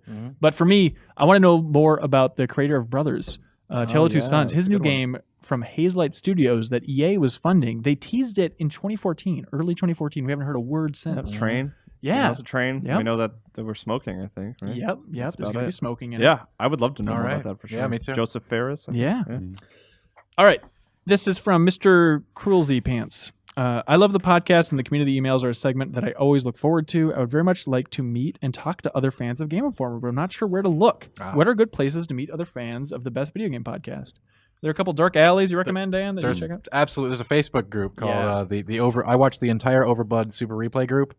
You will find the coolest GI fans there. Tons of them. They're the best. It's in the thousands, right? It's like 3,000 something. And it's like a self-organized fan group that occasionally we pop into, but it very much steers its own ship. It is a closed group, but getting an invite is easy. Just search I watched the entire Overblood Super Replay, and it's a good place to connect. GlitchCon is coming up sometime soon, so it's another good place if you want to meet people in person. That's in Minnesota. You can also knock on Dan's door. His address is I'm available 24 hours a day. I would not be surprised. Steven Verson says, this is Steve from Dallas again. Hello, Steve. And with the holidays around the corner, what do you like to bake or make this time of year? I've always made a coffee cake we eat on Christmas morning, and my wife and daughter love decorating sugar cookies. I hope you all have a safe and happy holiday season. Do you guys have go-to Christmas meals? Cherry pie. Oh, sweet cherry pie. That's right. Big brownies. Oven pizza. Bought from the store. Tombstone. Wait, do you really have Christmas cherry pie, Dan?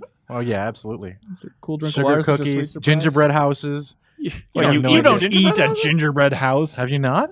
No, I I made the guess gingerbread technically. house. They are delicious. Do you stomp buy on a them gingerbread first? house and build one and then just You can eat build it? them and then eat them. Yes, I did that as a child. How See? do you take your first bite? Do you disassemble it? You smash It depends. If you're like a little kid, then you probably eat the candy off the sides first. But as an adult, you sink that whole house with ice cream and just. It's like you pretend it's like an earthquake and just I eat like that that. beast. All right. Yeah, No, eat you're that beast. Godzilla. You just go and then start like eating the walls. You and stuff. open the steeple and you eat all the people. Yeah. Christmas is amazing. Yeah. All You right? know I those mean, cool- or the holidays for the food. I liked that selection. So rhyme. good. That's right. You know those Those are cool good. Facebook videos that teach you how to cook? You guys seen those? They've like it's like I've Yeah, they're awesome. The Facebook algorithms have just made that my entire feed, and I The couldn't be 15-second happier about gifs it. that Yeah. tell you the recipes. I they're tried beautiful. making like cheesecake Oreo brownies, and I was like, I'm onto something. I'm gonna make this every year. I'm gonna bring this to the office. I'm gonna be a fucking hero. Ugh. And I tried one, and I didn't like it, and I ended up throwing it all away. Well, see, that's the problem with those recipes. You never know really where the source is because you just saw them on Facebook. Yeah. No, That's this is taste. There's the BuzzFeed one. I mean, this Yeah. was legit, man. Okay. They Is had a this YouTube that video of and Miyamoto everything. this eating is the so cookies? tragic I know. because It was mostly tough. because I lost out on whatever you were cooking. Doesn't that sound good? Yeah. Cheesecake brownies with Oreos. We need to get some. Don't make that some face, eggnog Hanson. and Come on. some gingerbread. No, not cookies. eggnog. Eggnog is disgusting. It's novel. Eggnog it's is interesting. delicious. Dan bought us No, cookies today. Eggnog is what you torture. that? your I enemies did. I with. brought these guys cookies today, and this It was very nice. good. It was very nice, Dan. It was good. I It was really good. appreciated that. My mom makes cream cheese cranberry Christmas bread. That's like the I best freaking thing. love cream cheese. Cool. Just bring that in. It is seriously like the most underrated cheese out there. I don't know. It's tremendous. Is it in your top cheese. 5 cheeses? Cream cheese? Yes. Yeah, this is a legitimate answer for Yes. sure. This is Yeah. Todd Glass has a whole thing about this. You know, Is that comedian right? Todd Glass. People ask him his favorite cheese. He says cream cheese, and people laugh Uh-huh. at him, but he's right. I'm still waiting. Kyle, you I have to didn't send me say- a I didn't text say it was whenever number Todd one, Glass says but it's something top funny. 5. Okay. All right, Cluster F. Which email do you like the best? There's some good ones. I actually like the Nintendo Mobile one. Yeah, I like that one. That was pretty Yeah, good. That was bundled with, third-party support. Yeah. I like the one for games we haven't heard about in a Yeah. while. I like those equally. I don't care. I don't really the half of the Nintendo question of like third party support, like I don't really like that question so much, but I do like thinking about like what of their franchises would work as mobile. Yeah. Yeah. I like the Christmas food recipe one. I'd like A lot of people always like the last one. Yeah. That's fine. Okay, should we go with Nintendo on mobile? Sounds good. Seems to be the theme for this Dan episode. loves it. Dan's I mean, I'm super not into going to it. fight the table on it. Dan What do you loves it like, as Dan? much as cherry Told you, pie. Christmas? I like the Christmas one. I like holiday spirit and cheer. Well, we'll get more of that in the next episode, I'm sure. But All right. for now, let's give it to Aaron Smith for his wonderful Nintendo question. Thank you so much, Aaron. Go, Aaron. And for more Nintendo news, stay tuned to the rest of the Game Informer show. We're going to be breaking down Pokemon Sun and Moon with one of the biggest game club crews of all time. People didn't fall off this time, so it's a real good chat about the back half of that game. So stay tuned for that.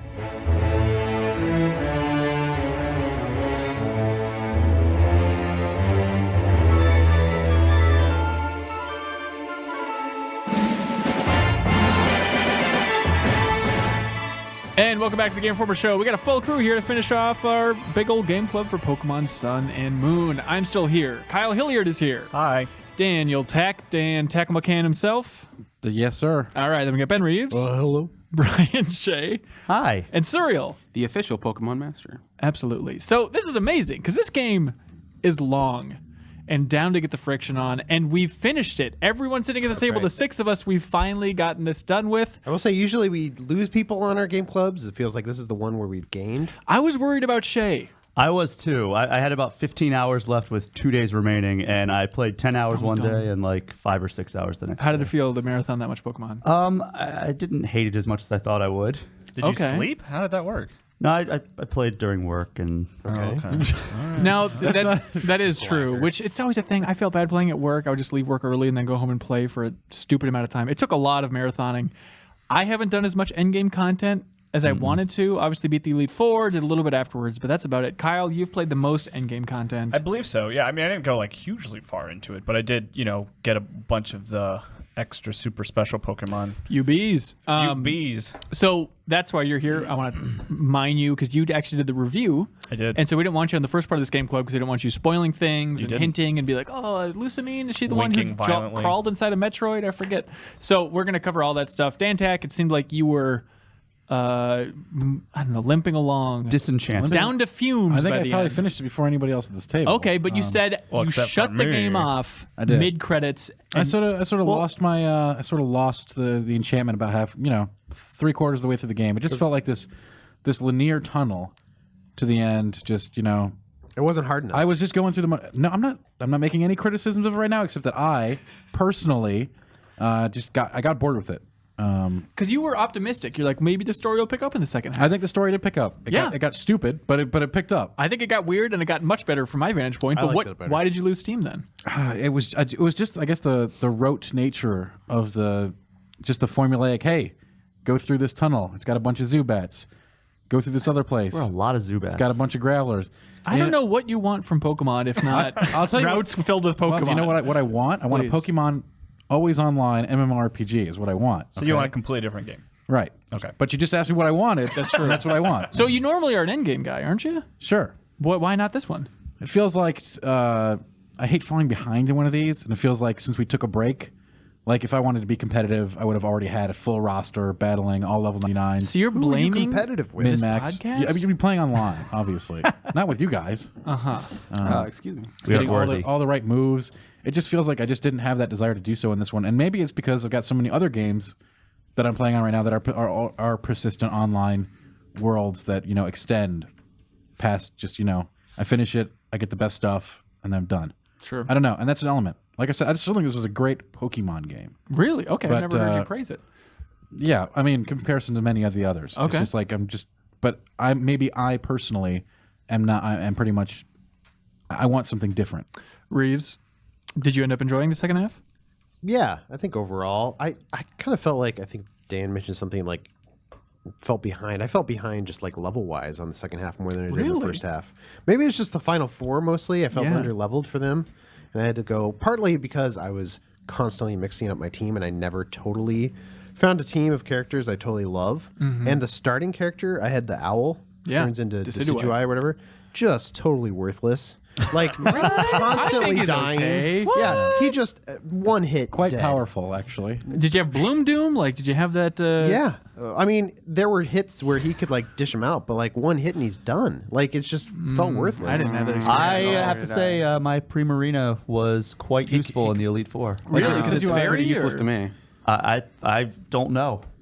You don't know what type you're. No. It's water fairy. I thought you said because it was fairy. Oh, okay. No, but like I had an ice move, I had a fairy move, I had a water move, and then There weren't. And then Well, a there's psychic. one rock trainer in the Elite Four. There's a rock trainer that Decidueye, you'd blow him away. Just, but no real like Except dragon type. they would or- attack me first and kill me. Like Yeah. that was the problem. I think we'll talk about all that in a bit. But Shay, how did you come up finishing up this game? What do you think of it? I liked it. I didn't really have the drive to really continue after. Maybe part of that was because I played 15 hours in 2 days. Yeah, you finished it at 2:00 this afternoon. Yeah. Another thing is that like I was just watching the credit scene, like waiting for it to be over, and it just went on forever. Oh God, yes. Yeah. Like after you beat the Elite Four, like it was probably an hour. No. And it's You're out of your mind. that's a was a little bit while, of hyperbole there, I think. It was a long. you shut it off. You shut it off halfway Yeah. through, so you don't. I was done with it, okay? But like, yeah, There was a lot of smiling and waving and like Kukui's wife, like when he's dressed up as the masked luchador, like looking at the camera, shrugging, like, "Oh, isn't this wacky?" That reminded me of Ocarina a little bit. Actually. Yeah, there we go. And then it's like, hey, let's go across this bridge again and Yeah. fight another Pokemon. You're like, Right. what? Where is this? But yeah, the post Elite Four stuff, I was really just done with. You were fried. I understand. Oh my God, this negativity. Cereal, what did you think? I thought it was okay. I did about 1 hour of the post game stuff, but I mostly kind of like by the end of it, I was kind of teetering off of it just because like I guess I got a little demoralized because I have 3 of my Pokemon. I wasn't able to like level up to full until really late in the game, and one of them was post game. Like final form, or what do you mean? What is Yeah, full? like so I have a Crabrawler and a Magneton, both of which you have to be in basically the last area of the game. You have to level them up there before they can evolve. And so I had a Crabrawler for most of my entire Yeah. thing, and he was like my weakest Pokemon until I got him to a Crabominable. Why did you stick with him? Because he's a crab with boxing I gloves. kind of liked him too. Why? His evolved form is That's the pretty best reason fantastic. I've ever heard to keep a crab with Pokemon. boxing Yeah. Why did you? Why couldn't you evolve him till the end? Because it has to be like in the snow-capped mountains or of whatever. And there was one that the Magneton can't evolve until you hit like some sort of lab or something in like Really? one of the later. There are some areas. really dumb reasons for. Yeah. Speaking of dumb, I pulled a stupid move of like I had a Slowbro And this is Pokemon Rookie 101. But I was like, man, I need that Slowking before I go into the Final Four because I got a Slowbro. Can't wait for him to evolve. And so I was looking for the King's Rock. There's like a different strategy of how to get the King's Rock. I had to use a friend and have her mine post-game stuff to get a King's Rock because you can't get the King's Rock unless it's attached to a Poliwhirl or in the post-game stuff. So I had this whole traded system just to try and get this King's Rock. Finally got the King's Rock. Nothing happened. And I forgot, of course, Slowpoke has to be equipped with the King's Rock and then evolves into Slowking. It's an either or. It's not Slowking in the third evolution. It's so stupid. I had a Poliwhirl, so I had that exact same issue. And that's the only thing I did post-game was like, I'm going to go get my King's Rock. I have my Politoed. He used Hydro Pump on Caterpie. I am turning this game off. You know what? I feel like Pokemon's a little bit like life, you guys, where you spend your whole life saying, at some point I'll change this up. At some point I'm really going to get in shape, right? At some point I'm going to have my dream team. And then before you know it, the Elite Four's there. You're stuck with what you've got. You have to stick with your wife and just wait for the grave. Yes, exactly. Turn it off immediately. You guys also have that feeling of like at some point I'll have an ideal 6 team. Then it's like, oh, I guess I'm just committed to these idiots. Let's go. That's exactly how I felt with like this game. Yeah? 100%. I was like, okay, yeah, I'll catch something better than these guys. And then I was like, oh, crap, I got to replace this guy. Like, there's got to be something better. There never is. There never was. I had 2 of my favorite Pokemon ever in my team, so I was okay with it. Arcanine and Magneton. Old school. But that's the thing is like those are all old Pokemon. Yeah. And like we talked about this last time, but I was like, I really think I should explore the new Pokemon. Mine was like half and half. I had I had 3 new Pokemon, 3 older Pokemon. I ended up with Mudbray was the Mudbray was cool, but he turned into Mudsdale, which I think is really cool. Yeah, I think he's like the coolest. What are you talking about? He's actually I don't say mind that Mudsdale. sarcastically. No, I think it's a funny poop horse, but it has a lot He's ground, of time thank you. on screen. He's super sturdy. Like as He's opposed to Decidueye, who just dies my ringer. instantly. He can take like 20 hits. You want weak, try going for my Cutie Fly's evolution. It's like wearing the scarf. I thought Cutie Pie. It was thank you. It's bug and fairy. So I'm like, this will come in handy in a funky way in the Final Four. It was just defense is like 12 at the end of the game. Is that the one with the striped pants? I don't think so. No, it's kind of got the cute little. It's like a little like fairy type thing. I kind of like the Cute Fly, the original version. Yeah, Dan Tack, you had nothing but legendaries. No, I told you. I'm just saying, I don't think that's the way at all. I think you should be exploring with all kinds of different Pokemon because it doesn't matter until the end game. If you want to have, like, your hardcore perfect 6, you do that, 20 hours post game, generally, and have them all, like, with the best moves, perfect stats. So just experiment up to the Elite Four. I think But then there's nobody to that. fight at that point.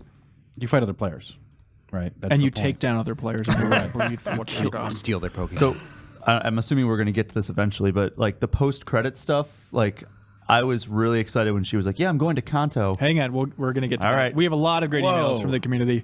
Starting out with a little bit of feedback you from didn't last see time. that, Dan. No, I Get didn't. ready. Chad Fujihara sent in an email that I really appreciate. I was hoping for somebody like this. Aloha, GI crew, Chad says. That's not the name of the As game. someone born and raised in Hawaii, I was absolutely ecstatic when I learned that the next games would be based on my home state. And Game Freak really went out of their way to include tons of references to specific Hawaiian things, with many of the names, landscapes, language, and food. Just so you guys know, malasadas are this generation's poffins, which is from Diamond and Pearl. But real malasada, which were brought to Hawaii by Portuguese immigrants, are delicious deep-fried, ball-shaped donuts traditionally rolled in sugar. We're getting Sounds them. great. So donut holes. Where are they at? It's very much in a large donut hole. I actually Googled bakeries, Dan, because I was going to call them, but they were all closed last night because I was going to bring in a big tray full of malasadas. But like, I don't know how you would find that. Like, it seems like a very regional, ethnic thing, and I don't know if there's a Hawaiian bakery around here. There's got to be one. I think the louder you yell at a bakery over the phone, the more likely. Yeah. Malasada! We can make it happen, believe me. Also, Chad here wrote in, Hawaiian words abound in Alola. Kukui means a candlenut tree. Mele Mele, which is the first island, means yellow, which is the color of the island Oahu. Akala means pink, which is the color of the island Maui. And Ula Ula means red, which is the color of the island Hawaii. So they took the colors, the symbolic colors of each of the Hawaiian islands, and those are the names of the islands here. So it's, very similar to other Pokemon games. A candlenut tree. That's right. Hey, I know a Hawaiian word. What's that? It is the state fish of Hawaii. Humu humu nuku nuku apua'a. I want a soundbite of that. King Kamehameha. Locally, we extend family terms like cousin, uncle, and auntie as a sign of respect or familiarity. Professor Kukui is most likely not related to your mom, just so you know, but since they're probably around the same age, he wants to be nice, so it's not that weird for him to call her cousin. Sometimes we'll shorten it to cuz, similar to how brother is shortened locally to brah. Anyway, I love the show. Keep up the great work. And Alola, Chad. Thank you. That was great. Thank you, Chad. That was a good email. Very That was a helpful. very good Email of the week. If that was an eligible for an email of the week, it should be one. We still love him, Chad. Matthew Falvi says, after loving the last 3 game clubs, I originally thought Pokemon was going to be a pretty dumb idea for a game club. A game notorious for having a lame story and reused mechanics, but what would you talk about? But after hearing you discuss which Pokemon you had and strategies, I felt like I was back in high school around the lunch table. It's a totally different style of discussion, but refreshing as hell, especially after the dirge of human revolution. Thank you, Matthew. Sorry, Square Enix. I just finished listening to your first game club, and I was baffled, says TJ from Utah. Good. All my friends have found this to be the most refreshing and enjoyable Pokemon game in years because of all the features you seem to dislike. The trials I have found amusing and far more difficult than any gym in years. Team Skull is incredibly entertaining, and the characters and story are interesting, but don't interfere with your personal story of becoming the best trainer in Alola. They said trailer. Anyways, unlike Black and White, who actually wanted to tell you the story of N with your journey being somewhat ancillary. I hope your minds have changed as you have continued to play more. TJ, it doesn't really sound like it. Oh, I guess I should point out that I thoroughly enjoyed this game. Unlike all these haters. I over enjoyed here it. at the table. I thought it was Perhaps you didn't listen to what I said. I know. I hear you. I Dan. thought it was a good game. There's actually no way of knowing how I feel about it. So. There is a lot of feedback in this camp, but Jonathan Gerard writes in with a simple, Team Skull is awesome. Doesn't even punctuate it either. I know. It's very correct. A lot of people love Team Skull, so I'll take that as a point in my direction. Thor from California says, Hey, GI crew, was just listening to your game club, and you guys seem pretty down on the game so far. I've played every single generation of Pokemon games, so I thought I'd take a minute to address some of your criticisms and tell you guys why these ones are my favorites. Obviously, you guys didn't have the benefit of having played the second half of the game at the first game club, but even halfway through, Sun and Moon had my favorite story of any Pokemon game, with the possible exception of Black and White. I'm simply in love with these characters. I honestly like that I'm not being left alone for once, which seems like the opposite of all of our consensus. Just leave us alone. Pokemon has always had such empty worlds with incredibly flat characters who barely had any characterization. I really loved traveling around the world with the same 3 faces. Lily was always adorable. Kukui is being so involved in the story is really refreshing.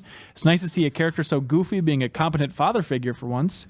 And although How at first appeared to be the overly chipper, incompetent friend rival that the games have had since Gen 3, the reveal that this was a front for his serious insecurity issues redeemed him in my eyes, as he reminded me of myself and so many of my friends.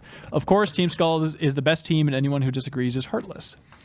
I guess I didn't see that sweet side of How that you I really didn't either. did. I sure as hell didn't say anything redeeming about Lily. She's a bubble of air. Come on. let's She's see. cool. She's got a cute ponytail. Mautats, I'm You're sorry, right, I'm Breeze. butchering this name. Mautats tends to agree with you, Dan. He says, I find Lily aggravating to my very bones. I found I hated her the very moment I met her when she froze in horror as Nebby was being attacked. Then she spends all game kissing your ass about how amazing a trainer you are. You know what, Lily? Do me a hate it when people do favor. that. Give me Nebby. She does, basically. Yeah, she does do that. Although this person also says Team Skull I find so refreshing and funny. Game Freak also takes the time to make fun of themselves with Team Skull. In the Team Skull hideout, which is amazing by the way, they make fun of the fact that they all have the same name Grunt, and you get a bit of the backstory with Skull Leader and Professor Hairless Chest. What do you guys think of that hideout area? Is that the like rundown hotel? It's where you go. Okay. You have to find the password, and then like sit, and All yes right, I means remember no that, yeah. at the little door. It's like very funny that because the core tenet of Team Skull is saying no. So I love that little twist gimmick joke of you have to put in the 3 passwords, and then they say, "Are you sure?" Then you have to say no. I thought that was one of the most interesting areas in the whole game, actually. Yeah. Just because like there's more to it than just like walking forward. Like you had To go be fair, catch- yes, that was cool. Yeah. Yeah. No, it wasn't, Dan. It's basically the Resident Evil 1 mansion except with Right, Pokemon. yeah, exactly. I thought it was cool, and it was interesting design, and like I liked the little rundown Poke Center. At the I very like the way beginning. they just splash paint everywhere. No. That's kind of their artistic choice. Very Splatoony. It's Splatoony, Home Alone 2-y, something in that boxes. vein. It's what people Fun who don't do doors. graffiti think graffiti is. Yeah, Yeah, yeah. there's a lot I don't like about the Team Skull stuff, but it's interesting that Ben That area brought was that up fun. because I thought that area was probably the most well-designed area in the game because it had different areas to go to, Yeah. and things in those areas instead of just being a long tunnel. And what about your boy Guzma? How do we stand on him? He's an idiot, and he could have just not been in the game, and it would have been fine. A lot Yeah. of people were upset that they kind of seemed ancillary overall to the larger picture. I liked Guzma. I thought he was funny. I mean, not as funny as the average grunt in the game, but I like that he has the history with Kukui and he's against the Pokemon League for whatever reason. I really was hoping that when he gets sucked into the other dimension, which we're going to talk about pretty soon here, which seems like a big plot point, I was hoping that like his mind would just shatter. He'd just become like Kurtz, you know, just shattered soul in the ultra dimension, not I'd be sure okay what's with that. happening. But instead, he's just like hanging out in a, I don't know. We already had Crazy corporeal Metroid. tree. Yeah, so I mean, we don't even. Here we're getting this fun stuff. David Lewis make from New noises. York says, to get straight to the point, I enjoyed the second half of the game just as much, if not more than the first half. This is mostly due to the amount of time and effort put into characters and story. I know that you guys have been critical on it, and in some cases simply writing it off, but I found the story to be engaging. While the twist about the Aether Foundation could be seen from a mile away, what I didn't expect was Guzma's involvement and the idea that they actually were involving lots of weird supernatural elements, especially when Nihilego and Lusamine fusing together. It was crazy and weird, but I loved it. I also enjoy the character arcs for Hao, Gladion, and especially Lily. Lily Defenders, everybody. They say, all in all, I spent about 65 hours in the game and still have much to do. The rest of my Ultra Beast collection, as well as the battle tree and eventually training up a new team to battle with friends, will keep me playing for hours. Overall, my experience with Moon has been extremely positive, and it will go down as one of my favorite generations. Now continue on to criticize the game for silly things like Pokeball designs. I love you guys. Thanks, David. Yeah, those Pokeball designs are BS. I agree. I don't care what's good about this game. Yeah, so you really seem to see the Aether Foundation twist coming, Dan Tack. I did. I mean, it also was so called it. obvious. It was broadcast. Maybe I was just tuned out, and everyone. I mean, but to be more tuned out to the story than me is very difficult, I assure you, and I still saw it coming. I guess Lusamine had like a weird smile, but you certainly didn't see the whole familial connection. She had the between- stereotypical, I'm going to be the god tier anime villain rising above the Right. common people. But the fact that she was like their mom, like I like Lily's the mom. familial aspect of everything. Yeah. I liked that, and the brother. I thought that was pouting. interesting, and like how much of a asshole she was apparently as a parent. Like I thought that was It interesting. was weird. I'm with you. Like I think it was. Look, it's a Pokemon story. It's important to always keep it in that context. I thought it was maybe the most interesting at that point, just when it gets into the weird mother dynamic, where she's talking about how the daughter wasn't beautiful enough. Although, to her point, it seemed like Gladion did steal Null and run away. And the weird Nebby stuff. Like, there's a lot of stuff that maybe she should be a little bit pissed about. Oh yeah. Well, there's a scene where Lily's talking about like, I just remember it raining one day and I came and cuddled with my mom in the bed. I'm like, wow, this is more heartfelt than I expected from a Pokemon. That game. seemed to be the only point of Executor Island, was to go sit in that cave and listen to Lily talk about her mom. Did you Fought immediately go? one Executor and then left. that's what I did. Did you go sleep in her bed after that? No. You can go Is there a find scene? that bed I and did. go take a nap in it. That's weird. Does she comment on it? I don't think so. I just, Oh, I so just there's nothing you can do. Yeah, I just It's remember your little point. secret. It's like, oh yeah, I heard of this bed. Let me give this thing a shot. Did you like Yeah, smell yeah. the sheets or something? You sick F. What's this? There was a wet really spot? odd cutscene of just like just Cheese is the stuffing wrong kind of sheets in gain. your I don't like face. the smell. But the weird analogy that they make in this story between, you know, because normally the drum that they always beat in Pokemon games is, hey, be nice to your Pokemon. They're like people too. And to come at it from the other angle of like, be nice to your children the way that you're nice to your Pokemon is a weird perspective on this entire thing. And she was really mean. I do like the way Lusamine was just like completely called them out. Like, you know what? You guys do the exact same thing I do. You catch your Pokemon, and then when you're done with them, you send them to a box. Right. I don't. I sent him to Pokemon Pelago. Yeah, that's right. Yeah. They're all playing on islands in my Yeah. game. I don't know about you guys. Dodging rainbow beans. They're all just thinking about them beans. Mine explore caves and then bring me items. So Oh, nice. Dan, I did take your advice, and I started building up that Did you Pelago and whatnot. Did you get it to the final tier? It's really handy. Yeah, I did. Yeah, with all those beans. And, you know, I think I crapped all over Suriel's points about, oh, if you build them up, they'll do more critical hits and they might survive, all that stuff. It really does come in handy to just use those rainbow beans. I thought it would take a while, but it's like a couple minutes of just feeding them rainbow beans and they're good to go. Which is very funny, by the way, like feeding legendary Pokemon little rainbow beans. They're like, nom, nom, nom. they always also Does do the everybody thing in like- combat where they're like they'll look back at you, and it started off as like, oh, I want them to appreciate me, like, oh, look, they know I'm there, but it ended up looking like a Jim Halpert stare where they're like, are you kidding me with this? What really made me laugh is Decidueye, because when it turns, it looks like Michael Keaton's Batman trying to turn. So it's kind of like, like looking around at me, and it really makes me laugh. But it does come in handy. Did you end up doing that, Reeves? No, well, I was just gonna ask. Like, so I did try to feed him a couple beans, but like one of the Pokemon I for their had heart. did not like any of the beans I fed him. So do rainbow beans? Do they all love rainbow beans? I have never had somebody reject. Yeah. They just didn't seem The- happy. They're like, "What is this?" The only crap?" time that Try Yankee beans. Pokemon rejected beans was when they're full, and so like they'll just like move their mouths away and stuff like that. But Yeah, other they're than full. that, They'll turn their heads. Just eat the beans. yeah. Did you guys see the thinking about those beans meme? Thinking about those beans. Because in battle, sometimes they'll say they're thinking about the beans, and so the internet's run with it, and just like dumb situations of people staring off with a little thought bubble from Pokemon, just thinking about them beans. I got those beans. But as far as like the ancillary, Give me those beans. the ancillary stuff, it really does come in handy. Like I got into Wonder Trading this round, always amazing. The GTS stuff is huge. The QR scan thing. It's crazy, but when I was scanning in, I would just Google randomly QR code and just cycle through it, and I thought I was capturing all those. No. They're just registering in your Pokedex. And but after you get 10, then you get the random Pokemon. Right, and some of those were interesting. I think there was like a Rhyhorn, stuff like that. There are ways to know which one it is. Right. So on certain days, it's a certain one on certain islands. So Is you that got Yeah, so I got like all of the Johto starters on my team. Oh, that's cool. nice. You What have to look about, that up online or something? Yeah. Yeah, there's a chart. Did anybody else think it was weird that the last island's called Pony Island? Vast Pony Island, right? Or Vast Pony Canyon. Well, that may be the canon. Isn't Pony Why is Island that that weird weird? arcade freaky game that came out earlier this year? Well, it's spelled with a Y. Oh, of course. All right, never mind. Jameson Rank writes in and says, the Aether Foundation has been just a blunder. I think it's supposed to be a surprise that they were all the bad guys, which was spoiled in the opening sequence when Lily is literally trying to escape their base. I don't remember that. I don't either. It didn't help that the branch manager, Faba, I love Faba's glasses, is basically just your mustache-twirling villain. You must call me branch manager. When you visit after Island 3, literally nothing is explained. You're in a place with people that were originally helpful and cool, and then suddenly you're in the base and, they kidnapped our friend, gotta fight him?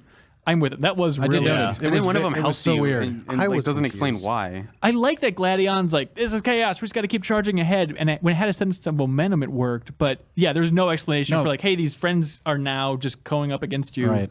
I think their design is cool. Anyways, I think you get healed 2 or 3 times in the base as well, leading to no sense of tension. The whole scenario was so ridiculous, and it was summed up by a Grunt's quote after a battle that I took a picture of it because I hated it so much, where he said, guess it's back to honest Pokemon conservation activities for me. What kind of evil corporation is this? Also, please, how in the name of all that is holy did they think the ridiculous frame rate drops whenever there was over 2 Pokemon on the field is acceptable? I agree. They were nasty. Was definitely noticeable and very annoying. Reeves, you're playing on a regular 3DS XL, not a new 3DS XL. Right.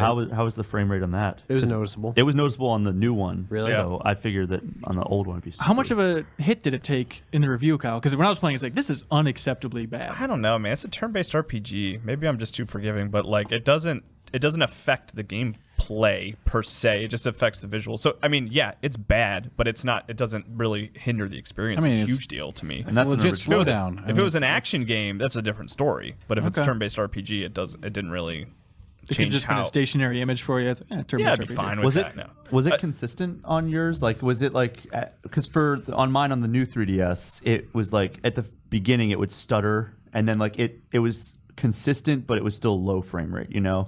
It would vary a little bit, but yeah, it was just the 2 battles, 4-person battles. Like it was just a disaster. The big thing for me was just being surprised that it was even happening. Like it didn't. Like I said, like you asked me specifically for the review. Like I don't think it really changed my review sort of score for it. But I was just like, this should not be happening. I don't understand. These aren't like that impressive character models. That, I don't understand. And we talked. Oh, go ahead, Dan. I'm genuinely surprised that made it through in a Pokemon game, like Totally. through QA. I can't believe They already that stripped stayed. all the 3D out, Yeah. and it's still running like that. Yeah. I don't get Except it. for in the camera parts, which now that I see the entire breadth of the game, just cut that camera stuff. Were they How often did you desperate for guys like do a that? feature? I did it, I don't know, 4 times. It was always the lamest thing imaginable. If this is their way to satisfy Pokemon Snap fans, it's embarrassing. Well, except you had to do it in the supermarket because that was part of the trial. That's right. Mimikyu. I think this might have been my favorite part of the game, is that Mimikyu reveal. That's probably the That best was part of the pretty game. cool. It was awesome. being He in was this on my freaky- squad of 6 at the end. Like he's one of my favorite Pokemon. Oh, really? What was he like to actually battle with? What was he like? He's Oh really man, you cool select attacks and then he executes because them. that Executes another Pokemon. no, excuse well me. that disguise element. You know how you hit him once and then Yeah. his disguise. He has that when you have him. So like his first hit on him is basically free for you. It doesn't do any damage. That's amazing. Is So his Shadow Claw move as much of a dick when you have it as it is when the you're Shadow fighting Claw him? move. I think I still had it even when he was like level 65. Like Nice. it's pretty strong. God, He that was learned some- devastating. He I learned some fairy died. moves. Yeah. What? Did you guys die at any point? I didn't I die didn't even know he a had a single move. I think I time. one-shot him. Oh my God. Maybe I just didn't have the right team. Yeah, I but didn't die a single time in the game. Oh, he annihilated me. But anyway, he's cool. If you get him, he's hard to find. He's rare, but he's Yeah, worth it. He's in that I got him for grocery Wonder store Trade. then after, right? Right. I went back to the grocery store looking for him because I wanted him, and I fought like 10 of the same Pokemon, and they just left. His spawn rate is really low. It's really low. 5%, I hear. Something like that, yeah. He says something weird when you see him too in that reveal. When you like spin around, there's all those freaky pictures and paintings of Pikachu on the walls in that tiny room. Then he's standing right behind you. He says something like, "It's me," or just some nonsense like, "Oh, hello, talking Pokemon." And then you got out of there, and the trainer was like, "There's no back room in that supermarket." And there isn't, because when you go back, there's no. Mickey's been dead for 30 years. I love how they're all scared of ghosts in the Pokemon world, but it's just like. It's like the equivalent of insects in our world if they were all ghosts. Like, don't you think you'd stop being scared of ghosts They're if you everywhere. see them all the time? They're in Pokeballs in stores. Like, Yeah, this is all a over the place. terrifying Also, thing. why isn't his name Mimichu? Because he's mimicking a you. Pikachu. He's not. What's a Yeah, you need to He's teach not a those perfect Pokemon copy. pun masters. Yeah, that come your on, attention. guys. Get off your ass. Mana He's mimicking you. Hibiki says, Doesn't make "Hello, my name is Mana. I absolutely love Sun and Moon. Get ready for this, humdinger, you guys." Okay. sense. What? Mana says, know "It is that. my all-time favorite game." Whoa! Hang on, I would Calm like to down. know All what time? other- Wow. Does he give any context of How what old They are played they? other games? Eight? It's unclear. Maybe they're just talking about Pokemon games. But anyways, Mana says, Lily goes from being a useless, defenseless character that relies heavily on the main character of the game. Throughout the game, whenever Team Skull attacks her, we have to rescue her. If Nebby is out of the bag, why is Nebby out of the bag, they say. We have no choice but to retrieve Nebby and give it back to Lily. However, when her mother, Lusamine, gets a hold of Nebby and successfully opens a portal to the Ultra Space where the Ultra Beasts are, she transforms into her Z-powered form. They're Yes. really We pushing all- that hard. So when she puts on her adventure gear. Is this a PR agency? I think so. But was Lily happy, they ask? No. Although she still relies on you heavily when she changes, she still isn't that powerless girl who can't do anything. Anyway, secondly, the plot twist of Team Skull working for Aether Foundation, yada, yada, yada. Speaking of Team Skull, I absolutely love the scenario of Team Skull kidnapping Young Goose. Game Freak did a great job portraying the Team Skull villains told to us when we go to their hideout. To add cherry to the whipped cream, the original soundtrack they had for the hideout fits perfectly. Yeah, all Team Skull music is awesome. Soundtrack was glorious. No doubt. you like it? This was probably the best Pokemon soundtrack, I think, in a Pokemon game. Wow. Over like Red and Blue? Yeah. Wow. Woof. I really liked it. Interesting. That was good. The Skull Crew, Keegan writes in from New Jersey, says, I finished the game, and I can easily say that Team Skull is the best part of Pokemon Sun and Moon. They're just a bunch of losers led by a bigger loser, and I love them for it.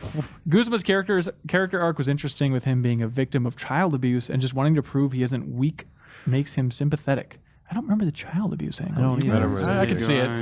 I can infer that. Sure. Okay. Next, a lot of the game had threads dangling, which I hope Pokemon Star solves, which is the rumored Switch version. We'll see. And he wants more info on Guzma training with Halu, How and Lily's relationship. What happens in Kanto after Lily and her mom go over there? I feel like the game was held back by a lot of the 3DS limitations with frame rate drops and just looking ugly, which makes me even more excited for Pokemon Star. What did you think of that ending with so much Kanto talk? Is it just because in the Pokemon universe, Hawaii's close to Japan and therefore Kanto is close again? I think they think that everyone loved Kanto a lot, so that's why it was. Yeah, they have no 'cause proof of that that, wasn't though. the only part in the game where Kanto came up a bunch. Like it's featured prominently earlier as well. I think. Yeah, and Kui before the Elite Four, he's like, yeah, I went to Kanto and challenged that guy with the cape with all the dragons. It is fun when they have callbacks like that. Now, I like that. I believe I finished the game before the Switch rumors started happening. So and I think I even mentioned this on the podcast when we talked about Pokemon. My first thought was like, oh, they're teasing a return to Kanto for the next entry of Pokemon. Like whatever the that'd be next interesting. Pokemon is, whether it's 3DS or a Switch game. I was like, we're going back to Kanto. It's not going to be a remake of Red and Blue, but we're going to return to that region, and we're going to see I it would from a love new that. perspective. That would be exciting, Remember and I'd be up Kanto? for that. But I think Kat Bailey from Eurogamer or US Gamer already posted this on Twitter, but I agree, where it's like people wanting a Red and Blue 2, that's just this back half of Gold and Silver. Like you already have that experience of like seeing everything updated. I'd still love to see it a third time, I guess. Did anybody think you were going to go back to Kanto in this game? I thought I thought for a I minute, did. I was like, wait a minute, I wonder if we're going to go like San Andreas style. I like a honestly thought it was single- gonna be like, yeah, you go back with her. Well, like with Gold to and Kanto. Silver. Yeah, It's Gold and like Silver. here we have a whole second half of the game you can play. No, I didn't that'd think be a that because big people would have been second half. raving about that on Twitter and losing their minds about it. But on that note, Benjamin Wiggins, great name, writes in and says, I really like how it seems that Game Freak has been trying to appeal to the OG Pokemon gamers by tossing in handfuls of the first 150. I feel like this happened with X and Y. I mean, you get it in the starter, but even more so with Sun and Moon. Game Freak is really tapping into their core demographic with the Alola forms and even going back to the XY with Mega Evolutions of classic Pokemon. Some of the story elements are a bit much for me, and I can see why they included them, but the beginning was very hand-holdy and even continues to be so. As someone who got lost in the Viridian Forest for 2 real days as a child, I can appreciate how the game guides young minds through the even more complex than Kanto world. Yeah, a lot of Kanto fan service. The biggest question about Kanto with me is How saying that he's Brock's son? What? Oh, I didn't make that connection. I didn't make did that that come connection. from? What? At the end of the game, How said he's going to go to Kanto because he needs to reunite with his dad, who's a really strong Pokemon trainer. Oh, it's Brock. It's got to be, right? I don't know. Brock was a Pokemon breeder or something. Well, no, he's The gym leader. Yeah, he's It's in gym the leader. anime. Oh, that's right. Do we 'cause know he's where the rock when this takes leader. place canonically? And then, can we figure this out? Year. Well, there's like 4 timelines, That's a and good then question. this takes place in timeline A. It is. I'm guessing it would help if we did the post game content because Red Yeah. does appear, and so they probably explain that. But clearly, it's after Red's adventure then. So the Brock connection would make sense, which would mean that the Kahuna of the first island would be Brock's dad. Unless, write in, please let me know if there's somebody else that it could be. I don't know if it's just a racial shorthand to be like, it kind of looks Brockish. Yeah. Let's go with him. Call There's it a always day. Oak's. Well, there's also an Oak's cousin, is there, right? So we know that it's Oak's still alive, Right. Or it would have been Still hit during his alive. era. I think we would have heard of his death. If it Kyle. had been like Oak's nephew or something, then we could have 2016 just inferred keeps that it was taking all much our further in the favorites. future. But Yeah. Hey, Serial, this isn't specific to you, but just because I'm sick of my voice, do you want to read this big write-up on the ending from Hazel Hanson's Muhammad? sick of hearing his own Sure. voice. I was not Happens prepared all for the this. time. Miracle. Hey, GI guys and gals. Just got to the credits on Pokemon Sun, and to be honest, the journey felt somewhat anticlimactic. The way the plot twisted with all its might at the Ether Foundation, it felt that the confrontation with Lily's mother was going to be this huge encounter. You get not 1, but 2 magical flutes. You get access to a legendary that can cross dimensions. And the payoff for all that epic grandiosity, you get to see an Ultra Beast engulf Lusamine, and you fight 5 of her Pokemon. That What was a- lame. What a wasted moment. Instead of confronting the Lusamine Ultra Beast hybrid, you get the equivalent of a trainer battle. And what happens when you finish the Elite Hang on Four a second. Let's break that down. She does become like a Final Fantasy Yes. in-game Yeah. boss. I thought we were going to fight her. And then check it out, Pokemon. I thought it was going to be a very epic battle. Yeah, it was a hell of a cutscene, like the sky opening up, all this crazy nonsense going on. I was like, and, you're in another dimension. Right. It's super cool. I mean, she Yeah. does power up her Pokemon. I think that's the effect she But has on the. that's why I want to become a god, so my Pokemon get more powerful. Well, I mean, it is slightly different than all the other fights, but yeah, it's still. Wait, it's It was And- totally a Final Fantasy What twist. was the deal with the flutes? I don't.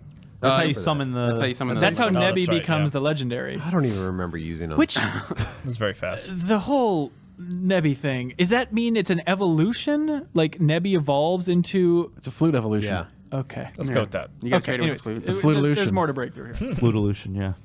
And what happens when you finish the Elite 4+1 encounter? Evolution. You're shuffled off to a Tapu fight. I mean, couldn't Game Freak at least given me a chance to save so I could try to catch Tapu Koko? Such a strange game design choice given the chances the game gives you earlier to save when you need to. It was at this point I started to tune out the game while it attempted to tug on my heartstrings with the Lily departs from Kanto, still miffed at missing the chance to capture a Tapu.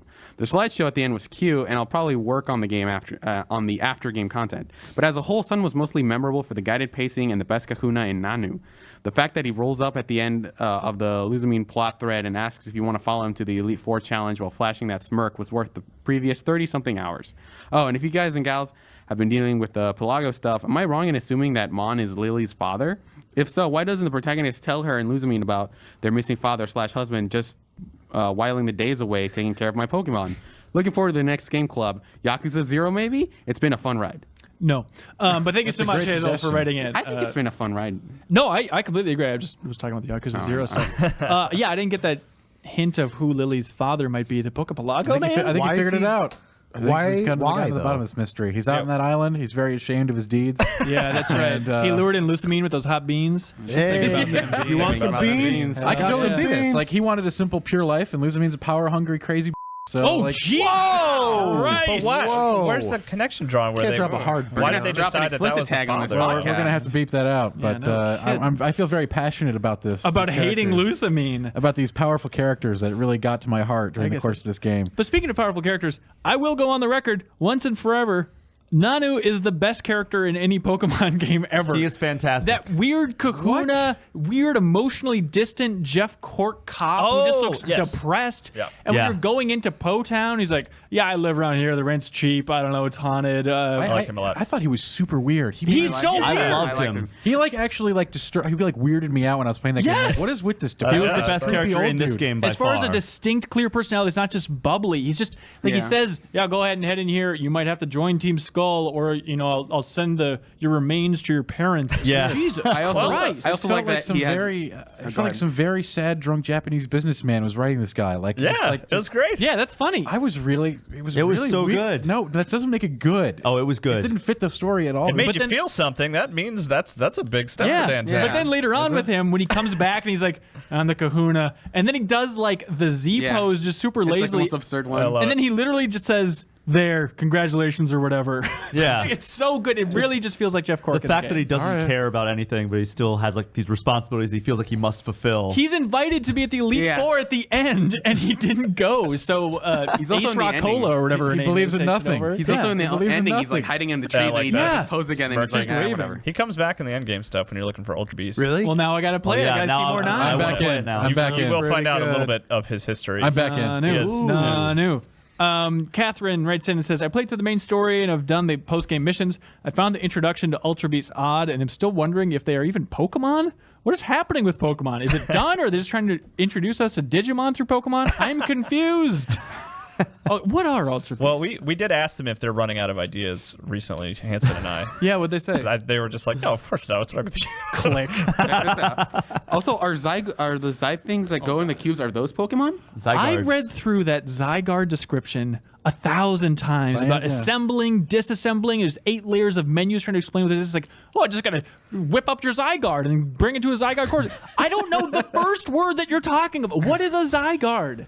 I didn't get into it, but I think it builds up to like there's a 3-formed Pokemon that you can kind of That's fine. build But up into. as far as like, let me put the things I collected into this and then give me a thing. Like that is, it feel like is the core here, but there's like 7 layers to that where it wants to pull from a Zygarde in my teams. I don't know what the F it is. So anyways, I eventually got to 50% of the Zygarde little things. I don't know what you guys got to and went back there. Did you guys collect the Zygarde beast I was thing? higher than 50%, but like still, it didn't trigger anything. It didn't tell me what to do. Well, you so got I to was go like, back.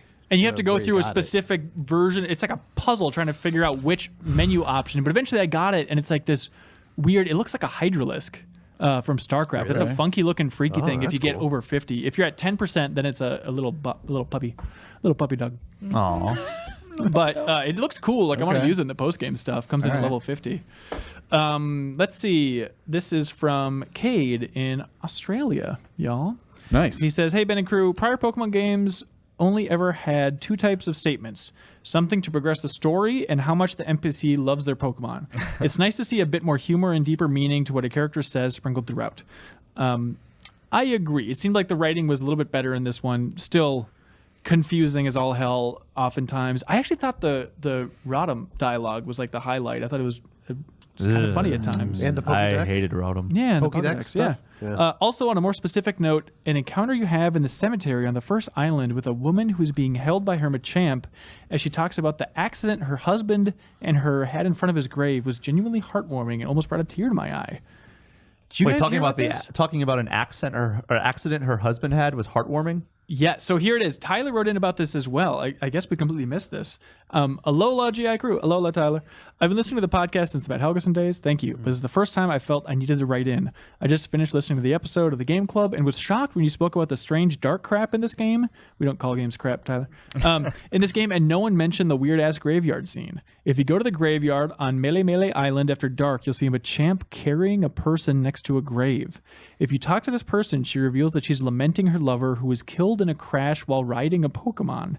She then goes into detail about the grief she and her Pokemon feel, even going so far as to tell a random 10-year-old how she had spent time blaming the other person in the crash and how her Pokemon was traumatized by the accident and won't go back in its ball. Seriously, what on earth makes the Kahunas think letting children ride these things is a good idea? Also, what on earth drove someone to think that is heartwarming? I think there's a different word that we're looking for here. Well, she's talking about missing her husband. I didn't encounter it in game, but I did see it on Reddit later, and it is sweet. Like it is a woman remembering. That's heart wrenching is the word we're looking for. No, Okay, this is remembering semantics, loved yeah. ones is not heartwarming. Who were tragically killed in an accident. How else are you supposed to remember? But it this? explains why she's dressed up like an American gladiator every time your character has to ride on a Pokemon. Even like when Machamp is just like walking wear your around with helmet. you, That's like the a- bodyguard. Quick aside, did you guys talk about Machamp carrying you in the No. first episode? No, Okay. that came out. When I It's the last unlocked one that, you I was get. like, "What the hell is this?" Well, it I makes loved sense it. because he has 4 arms, so he can It use was 2 great. to push. And he has to put on gloves to touch a human being. yeah, otherwise it burns your skin. Oh, is that right? Okay. It's kind of like a rogue situation. Gotcha. Yeah, I was carried by Machamp as much as possible. Never wanted to leave his loving arms. But because Mr. Australia Cabe wrote in about the dialogue, I captured some of my other favorite lines from trainers if you guys are up for. Do share. All right, here we go. We should all read them off in order. Oh, like go on the list? Well, it's kind of confusing. Yeah, let's just Here we go. So this guy says, clean, clean. The fighting style of janitors is also clean. Do you guys want to do the intro to battle music after I say these? That's profound. Okay, right thank there. you. When Poliwhirl is on the ground, its sweat makes it slippery. So when you touch it, it feels slimy in a good way. I want to put a siren on Tauros and make it exclusive to police officers. Thank you, Serial and Greaves. You're playing along. I wonder if Actually, I don't think this was a trainer, but we'll go with it. I wonder if Pokemon can see microwaves transmitted between parabolic antennae. I've evolved from a swimmer, so I'm a hiker who can swim. I'm an office worker, or you could say, I'm a business guy. I want to do business with Pokemon. This is all the same guy. And then his conclusion is, for example, I could use the pincers of Crabballer, which grow back constantly. This guy, before the battle, says, abs, abs.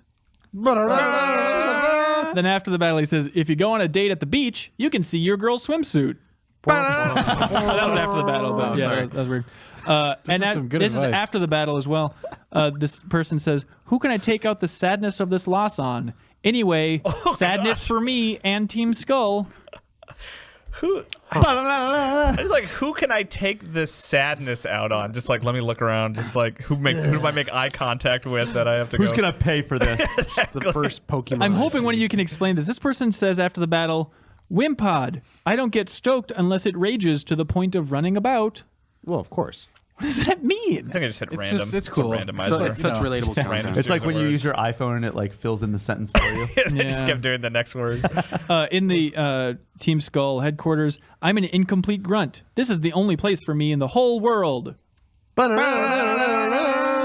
This is after a battle. Later days, Team Skull, ellipses. Farewell, my misspent youth.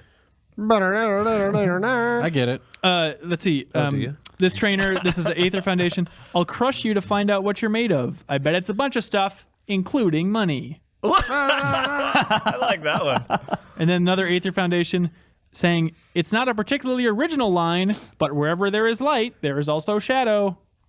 And then this, after or We've before? lost a lot of steam on this. that's before. And then this trainer just says, the highness of caliber to triumph while reacting to the feelings of your opponent. That is literally just a sentence in here. That's just They wrote- that's like a really bad you have to get these translation. sentences in here, and they'll just like do like the word processor stuff when you're trying to learn typing, and there's just like random words. I don't know if I've ever read, outside of Nine, who's great dialogue, I don't know if I've ever read dialogue in Pokemon games. It doesn't just feel like, this is filler. This is just, I can see a word count in someone's mind, and they're like, respect your little guys. Anyways. What? We'll edit it And out. it's all like Pretty two. accurate. It's like all 2 cent stories. Like, oh, I'm very sleepy, and then you'll beat them, and it's like, looks like I'm going to sleep. Yeah, it's Like- exactly that. I agree. They're all Hemingway-esque stories. Anyways, Victor Romero. Compelling arcs. Victor Romero writes in, I don't know if this is true, but Victor Romero writes in, he says, did you know that the 3DS games, starting with X and Y, take place in a different dimension than the games before that? What? Is that confirmed? Each Pokemon story has been pretty weak, but they generally recently have been adding a lot of lore to the games, and all the mysteries left make me excited for the next game already. So he's saying X and Y is in a different dimension than this one, which doesn't make Sure. sense because there are characters that carry over. What? Like the one in the Zygarde thing, like Sinnoh, whatever. I don't think Yeah. so. I don't think that's Anyways, Kenny Garcia says, this game Wait, finally... Kenny G? Yeah, Kenny G writes in and says, this game finally did justice to us player with the Elite Four, being where in previous games becoming the champion was an empty goal. No one did anything special. However, Sun and Moon made it feel like a true accomplishment.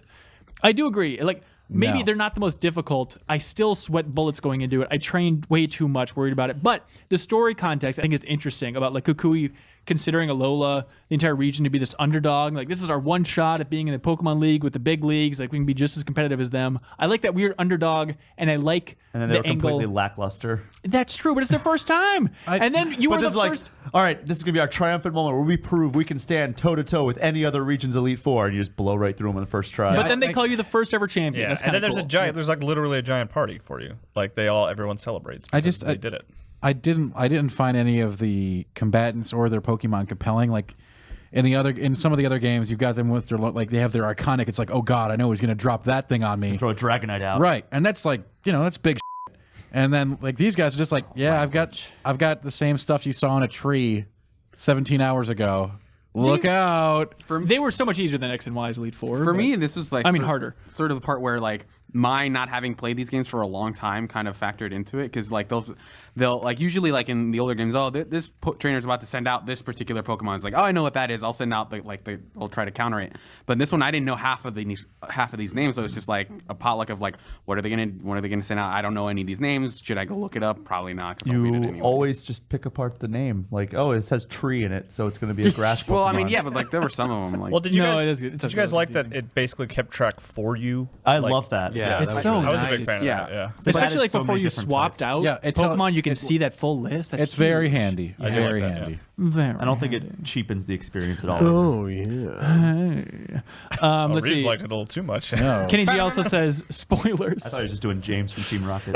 Kenny G, he's my favorite. The post game for the game is relatively light. Catching all the Ultra Beasts and meeting Annabelle and Looker was fun. I'm curious to see who those people are. Yeah, they're And defending our championship title was great. Whoa. However, the Elite Four did not change their roster, and there's little to do after it besides catching the Tapus, facing Red and Blue in the battle tree. What? Have you done that Red and I Blue haven't. stuff? I'm on the last Ultra Beast. Oh my God. Do Okay. you have to do that before you face? Apparently, yeah. That's going to be really fun. There's your fun endgame stuff, guys. Come Going on. on. Hey, this sounds there's incredible. always a post game. It's just like I said. I didn't. Now that I've heard that you get to fight Red and Blue, I'll definitely be considering. I do. doing I that. like the Ultra Beasts as well. I think they're fun to go after, and I think they're cool. Are they in the designs. Pokedex, though? Yes. So they are Pokemon. Yeah, they are. I mean, in that sense, they are in the Pokedex. One's made of like freaking power cables and outlets. But I'm like a sucker for like an animate object Pokemon. Like everyone really always given up, yells haven't about they? Klefki, and I'm like, I Oh love yeah, Klefki, man. the Klefki's my keyring favorite. Pokemon. I love That's the best Klefki. stuff. Few people know that Kyle actually married an inanimate object as well. He's a huge fan. Wow. Yeah. It's a huge fan. It's It's a huge fan. Yeah. So let's see. Eduardo from Brazil writes in all over the world, you Whoa. guys. Isn't that great? He says, "Hey, duders." Oh wait, no, different podcast. Hey, GI crew. I was wondering what your thoughts are on the variety of monsters available on the first two islands. I like to have plenty of options from the beginning when playing the game. I only care about the story mode and building a team to face the Elite Four. But if a player is not into the QR scanner stuff or Wonder Trades, it's going to be really hard for them to come up with 4 good monsters before they visit Aether Island for the first time. I mean, yeah, I agree. It seemed very, very limited and restrictive in those first few islands. I feel like it always does. Maybe just the island structure of the overall game makes it more defined. But early on, it's always frustrating. Like, God, I need a There's decent always a- electric, yeah. and there's nothing. There's always a limited pool. I agree with you, but it seemed even maybe a little bit more so in this one. I can't prove that. I mean, just A anecdotally. lot just of felt bug that and way. flying. Yeah. Which, I mean, that's not I had a out of the lot of ordinary. flying in yes, mine. but- Yeah. I think I traded Kyle for a Mudbray early on, and then Yeah. I had him, but that was What? it. Here's a dumb question. You know how there's all those Pokemon that only evolve when you trade them? What are they going for with that? That's sort of a grandfathered in. I understand that, but is the idea that you don't just trade it and then trade it back right away? That it's Everybody just does to that. incentivize gifting? Well, I mean, that makes perfect sense to me. It's a way to encourage you to communicate with people Yeah. around you and play Pokemon. I guess like the communication angle. I Yeah. guess even if you trade it right back, It's not just so much about the in-game aspect of it as much as the social aspect. I of do it. like that they added the like a lot of NPCs that want to trade, and like there was one in particular who traded just so it would evolve. Oh, really? Oh, I didn't interesting. Yeah, like know I that one. traded a Haunter for a Graveler, and they obviously both evolved when they traded. Oh, speaking of Graveler, Geodude, Graveler, and Golem. Woof! Someone beat him with the ugly stick. Especially Gollum. Like, Golem is a mess. what happened? He's like the Alola form. It's the Alola form. Yeah, he's just got Osama bin Laden's beard on his face all of a sudden. It's like the Flexo version of Golem. Yeah. where By the way, I he's realized this is the weird. second Pokemon Game Club where I referenced Osama. It is. What about Doug Trio and with just a blonde wig? Well, no, that's beautiful. Okay. I hate Doug Trio's look. Yeah, so you know, stupid. I fought so many freaking Zubats, Doug Trio. Why is it always the same freaking Pokemon? There's like hundreds of them in It's the game. fan service. Come on. Those are the only. yeah, everybody's fat Pokemon. favorite Pokemon. Zubat. Doug This Trio. time it's got hair. Eduardo also says, in addition to that, 2 questions. What were your levels before facing the Elite Four? And what is the best monster you got through Wonder Trade? Wonder Trade, probably Ice Vulpix before I could catch one. That was huge. Did you guys do Wonder Trade at all? I did not do. No. I got Anything good. Like I said earlier, It's really good? I got a Mimikyu. Yeah, I mean, I understand being frustrated by the lack of diversity amongst Pokemon on the first couple islands, but if you do get into the scanning stuff and Wonder Trade stuff, like Dan's saying, GTS Trade, like it's colossal, and I think it's fun to have such powerful little side modes. So something I learned, speaking of like the diversity of Pokemon, is like the big thing that the Pokemon company's been pushing in recent years has been the Pokemon Bank, and that's not compatible with this game yet, I guess. Even with X and Y, it took a while before it came online. Like that's so weird to me that like I don't know. See, we talked about this earlier. Like that is like for the hardest of hardcore. Like that's for the people who are going to be playing Pokemon months into release. Like it doesn't seem that strange to me for them to take a little bit of time to get it to be compatible. Maybe. Have you guys ever talked to, maybe Dan Tech is one of these people, but every once in a while I find myself talking about high-level Pokemon play, and it's awesome and mind-blowing. I wish we could Skype in the Pokemon champion, but just people who know every numerical breakdown of every move and who's like top tier and which moves, like that is a world that is just unfathomable to me, and I consider myself a fan. One of our interns from this last set posted a story like last week, I think, about where he interviews a couple of Pokemon really? pros. Yeah. What's it called? What was it called? Interview with Pokemon Yeah, pros. yeah. The tips from the Pokemon pros. I need to look that up. Yeah. All right. I missed Kind of cool. That's a weird life. But anyways, Weird life. Weird life. Levels before facing Elite Four. Where were you guys at? I wanted to get all mine to 60. So I was between 60 and 68, I think. I was between like 55 and 70. I think my highest was like 59. I think I'm with Shay. I was about the same place. I think I was like anywhere from like, I think my Gengar was like 46 and my Primarina was like 59. Did you have trouble? I had to do some revives, but like I didn't have like particular problem with any of them. I think my highest was at 54 when I started, and I think my level curve actually very well followed the curve of like the leaders, because they would just level up after every fight, and so each one got sequentially harder. Did you have to go left to right, or you could go to any can do of it them? in at any any order. I went right to left. You can do it in any order. Yeah, you can. My guys were 50 because like I said, I was trying to speed. You know, I wasn't trying to speed through, but I really wasn't trying. You just said you were trying to speed. Okay, fine. I was trying to speed through, and they were like 50, but they still didn't have any problems. So Okay. I'm very proud that I used a muck through the entire game. First time I've ever done that. I love like the Muck. muck because they're eating garbage. Muck and is Alola, great. they Is talk that about weird a lot. rainbow one, right? Yeah, rainbow. I love just poisoning with Jesus out of them. poison is so strong. It's so great. Let's see. Jared from Indiana says, "Hey, AGI crew. So I have 2 questions for you. When do you guys use your Master Ball? And whose idea was Professor Kukui, and why haven't they been fired? He is the worst." He's probably my favorite character in that Kukui's game. fine. He's probably my favorite None character in is the Leave game. him alone, Jared. He's fine. Did you guys use your Master Ball? I And thought when? about using it on Nebby, but I didn't. I have did to. immediately. I used it on Nebby. I didn't. I used it on Nebby immediately. I was like, just let's get this game. Oh wow! done. Look at this cutscene where it comes out and it's Let's All Fistula. Check this out. Ah, got Exactly. him. Yeah. I had this great moment with the legendary where I threw a quick ball and got it. Really? And I tried that on I could both, have and it not didn't been work. more happy about that. Using a quick ball on a legendary and it worked. I was so happy. I caught Solgaleo or Solgaleo on with a dusk ball, and I caught the Tapu thing with an ultra ball. So- I didn't even try and catch Tapu, Kapu. No, I just killed killed him. Who's I Sun just killed and it. you guys? Some of you were Sun, some Sun. right? Because I ran into that sequence with the legendary where it was like, well, we better wait for daytime, and I was like, oh, son of a.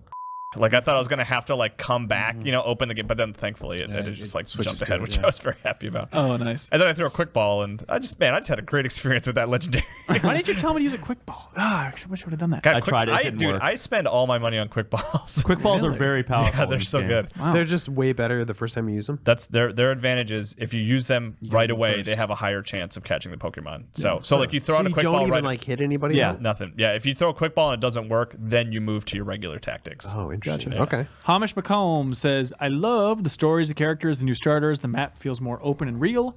I hate the water feels less explorable, even though you're in an island region. Also, Professor Kukui has his lab coat on for too much of the game and how needed more character development. But that is true. There's not really much time floating around in water at all. There's some semi-explorable water areas, But never in between 2 bodies of or 2 land bodies. They're all. Do you Yeah. guys think that's a response to IGN's review? Well, you said there was a reference to it. There's no longer too much water. Well, I asked them about that. Do you think that will there be too much water in this game? And they took it as the joke it was and said, no, there's you won't be swimming a whole lot even though it's on islands. And then the other thing is when in the photo mode, that's what it is. Someone will, if you know how you get scores or whatever, someone will say like too much water, 7 out of 8 or 7 out of 10 or whatever. That's really good. But I do wonder if they saw that feedback because it became that internet meme. If they because it became a meme because it's kind of a strange criticism of the game. But I wonder if the Pokemon company looked at it and was like, oh, I guess people don't want too much water in the game. So based on the thinking about them beans meme, does that mean that they're going to include more beans in the future? Oh, just nothing but beans. You're thinking about the beans. Just be throwing No beans Pokemon, instead just of all Pokeballs. beans. Connor from Virginia here. Hello. Pokemon Sun was excellent. This is the perfect example of a series constantly making small improvements with each entry. So much so that I argue it's the best one yet. Seriously, aside from the Pokemon designs, who would argue that the older Pokemon games are still the best? People who say the old ones are the best are driven by nostalgia. I say, no way this isn't the best in the series. I mean, that's so complicated of an issue. Sure. Like, There's think so about many when quality of life things here. We were linking back with freaking Game Boy cables back then, and now we have all these online features and like sort of the daily engagement practices. We Like, have you can't- beards now. You can't compare. We have beards. We have beans. We got Nebby. Always thinking about him. I think it may be my favorite though, actually, personally, because I don't have a lot of nostalgia for the original Pokemon. I played Little Gold. I've played them all a little bit. I've reviewed the last couple, and I think because of that, I think I could call Moon my favorite. If you, by the end, I was just thinking like, man, if I don't go in expecting a full height of Pokemon to me, which is like Soul Silver specifically, and just think of this as an RPG with not a great story, but with really fun mechanics and really addicting ability to catch these other characters. Like, it's still really, really great and really fun to play in my mind. I understand. Like, I want the freedom again. We've said it 1,000 times. Stop holding my hand. And there's a lot of that. So if you are used to that, I think this game can be great. Especially like there's so many little details where I realize like, oh, later on in the game, if I come back to this island and talk to this person, it'll probably be an interesting little twist, or I'll get some item. Like, if you're into min-maxing this game, I think there's a ton to sink into here. Yeah, but at the same time, like you said, it's like, hey, I'll talk to this guy. Your next quest marker is 5 feet away. Okay, and then it's just following, that's the 40 hours, man. Following that's what that it is. breadcrumb, you know. Yeah. Taylor from North Carolina. Taylor has a good idea, but the best idea I've ever heard, actually. He says, with a major complaint of the newer Pokemon games being too easy, it'd be interesting if Game Freak adopted the Fire Emblem version strategy of splitting the games into an easy and a hard version. With the GTS, obtaining version exclusives is no longer a problem, and I feel like having one version focus less on the story and having fewer points of assistance would be good for veterans of this series. I agree with Dan Tack that it takes grinding out. He says, however, I feel like experience share should remain in both because I agree with Dan Tack that it takes grinding out, not necessarily reducing difficulty. What do you guys think of that idea of That's making genius. that this I like that. I love it. Yeah. I think that'd be sweet. It's also kind of a Oracle of Ages, Oracle of Seasons approach. Because Ages was focused on puzzle and Seasons was focused on combat. I think it's really it smart. Yeah, it's been so long with these 2-game strategy, and I just don't think there's that much buzz around That's it. But freaking sweet, man. Yeah. Yeah, there's not a ton of value in like having 2 different versions lately. Right, but this would be a huge way to do that. Yeah. I guess the question is, how would you like identify that for the average consumer? You know, like this is the hard one. Just this don't is the buy easy this one. Fire Emblem Pokemon did. Rainbow and The next Pokemon set Hell. is just going to be called Pokemon Hard, Pokemon Easy. Yeah, I like that. That's pretty good. There you go. We What's did it. the We third solved it. one called? Medium, obviously. Great. Pokemon Babies, Pokemon Adults. Tack. It is. Honestly, I seriously think that's a freaking I really genius do. idea. Yeah. To Taylor, good job. To Taylor from North Carolina. Alex Irish says, "Dear Game Club Chaparino Dinos." What does that mean? Oh, Chaparino Dinos? Anyways, Alex, he says, do you think the loss of PSS from Pokemon X and Y in favor of the Festival Plaza structure was in part influenced by the 3DS's battery concern? The PSS could stay connected online constantly wherever you are, but Pokemon Sun and Moon's online is restricted only to the Plaza. That could be. I guess that it wasn't too much in tune with the feedback saying that PSS from X and Y really drained the battery, but that could be. I didn't really get a lot of value out of being online constantly in X and Y and Omega Ruby. Like, I didn't gain a lot by constantly being online. So I was happy with the festival sort of setup of you go in here to do online stuff and then you can leave when you're done. And they're just trapped in this weird prison. Yes. Let's see. Josh Jones, who writes in a lot, we appreciate it, says, "Hey, J Crew, a few questions for you guys to answer. How many of you ended up turning off the fight animations to speed up the game? Absolutely. Yes. I didn't even know that was an option. First thing I've done since X and Y Omega Ruby. It's Yes, like I do turn them back on once in a while to like check out when I get like new cool moves to like look at them, but they're the Z mostly move off. specifically. Yeah. Like I turned on the Z move. I was like, oh, let me check this out. All right, got it. Off again. Even outside of that, I think like Spirit Shackle is a move Sidoi learns, and it looks awesome. Like it gets like an with the owl with a arrow. bow and arrow. It Yeah. looks like the Hunter Ultimate from Destiny. And the Z move is even cooler. Yeah. When you, yep. Yeah, they're really great. But it wasn't until I saw this email and I was towards the end of the game that I was like, oh, I gotta turn those off. And then also I saw in the menu you can speed up all text, and I was like, oh my god, Speed that all up. That's the first thing I did. I know. I should have I did thought that, of it earlier. So you guys had battle animations on the whole game? Reeves, you as well? I did. I did. I turned it off early. Yeah. And then turned it back on because I felt like I wanted to see that stuff a little bit. Yeah. Because it just felt. It's good animation. It's just time consuming. Yeah, I turned that animation off like when I played the original Pokemon games, and I kind of like speeding up battle. Now that I'm like in-game stuff, I'll probably turn it back off. How weird is it, says Josh, that you can just fall asleep in other people's beds? I know I for sure had to test out every bed I came across. Why do games let you do this? That's a good question. Kyle's It's on an there. old school JRPG trope where you just sleep, Big get your dog's health gotta back. sleep. Big dog's gotta sleep. Let's see. Durza Demon writes in with my favorite kind of email. He says, in the Pokemon Mega Mart on the second island, I was surprised to see Pokemon as food. Interacting with the shelves, there is Slowpoke Tail salad, Slowpoke Tail quiche, Slowpoke Tail sandwiches, among a few other items. What other interesting Pokemon would be best for eating? And I think somewhere in that segment they say like, don't worry, we're not actually hurting the Pokemon because they like genetically create them or something. to Right. eat. Well, that was our answer when we asked the creators if they eat Pokemon as meat in the world. They're like, no, they're pretty high tech, so they don't need meat. I think our Tauros was our specific example. Right. Yeah. But then that means that at some point in that history they were totally doing that though, because they weren't. of course. Even like when Oak was a boy, I'm sure he's just plowing away on a Staryu, just eating it while it's alive. Staryu looks like it's made of stone. But it's got a creamy center. Oh man, this Porygon. But speaking of talking to random people in a shop, on Pony Island, did you guys see there's that one person, Dantac, since you're plowing through the game for the catches, you just talk to somebody in the shop and they just give you an Aerodactyl. What? Yeah, I did miss that. Oh, I missed They just that. hand it to yeah. you. And so I thought, this is it. This is the Jurassic Park Dream Park payoff. So I immediately put the Aerodactyl back, put it in my party, flew back to Dream Park, went to that weirdo in the John Hammond RV. And I did find that. And he did not acknowledge the Aerodactyl. He's like, someday I dream of seeing a dinosaur Pokemon. I was like, whoa, look at the part. Nothing. And then it was frustrating because it was right when I got to Pony Island, and so I didn't have the flight point yet. So then I couldn't. You had to take the boat back. Yeah, I couldn't fly back to Pony Island, so it took me forever to figure out, like, how do I get back there? I can't swim. So I had to go to Aether Foundation and go to the docks, and then figure out what the name of the town was on Pony Island, because it doesn't say what island it is. Like, do you want to go to Waku Waku Town? Like, where is that? Anyways. Did you guys talk to the coffee shop and all the Poke Centers? Yeah. He gives you rare candies. You get He does. He Moo gives Moo you a lot of Really? rare candies. But otherwise, I didn't know what the advantage of drinking lemonade was. You get Moo Moo milk.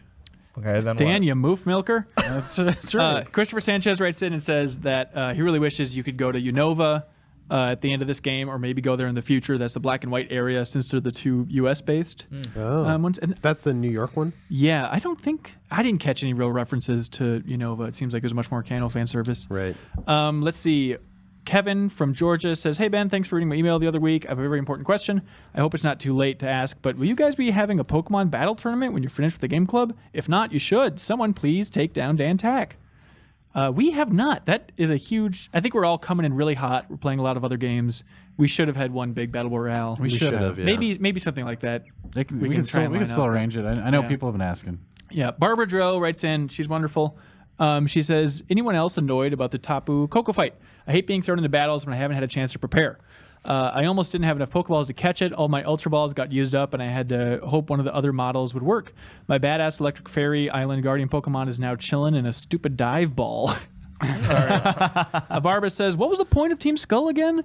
Don't get me wrong, I love how stupid the whole team is, but they were surprisingly irrelevant in the whole story. In the end, they seemed really sad, like little kids who lost their way. Yeah, that's true. They were being used the whole time. But it's never like Giovanni's like at the very end or something. It's not like they finish the little story about the bad guys being bad, then they're put back in their nice box, and then you go on and worry about yourself again. Right. It is always a bummer though that the larger storylines they're always trying to build never really directly connect with what you're experiencing as a player. I think we need a Pokemon where you work for Giovanni. Ooh, That's what I think we need. Is that I part still of want your a Pokemon where RPG? you become a gym Well, leader. obvious that's just a pipe dream. We know it'll never happen, but that would be the most amazing game of all like the time. tyranny of Pokemon. Yeah, I think that'd be sweet. Yeah. Just take it from the opposite approach. Let's see. Barbara Jo also says, was Lucamine really so bad? All she wanted to do was hang out with her jellyfish friends, and she finally found a way for Nebby to be useful. That's true. What do you think Golbat looks like with its mouth closed? Does a flap of skin cover the void, or does its whole body fold in half? I don't think It it's a can't lot. actually close its mouth. It's like Gyarados, just to Yeah. swim underwater with its mouth open, which always makes me laugh. She also asks, which Pokemon's name is the best pun?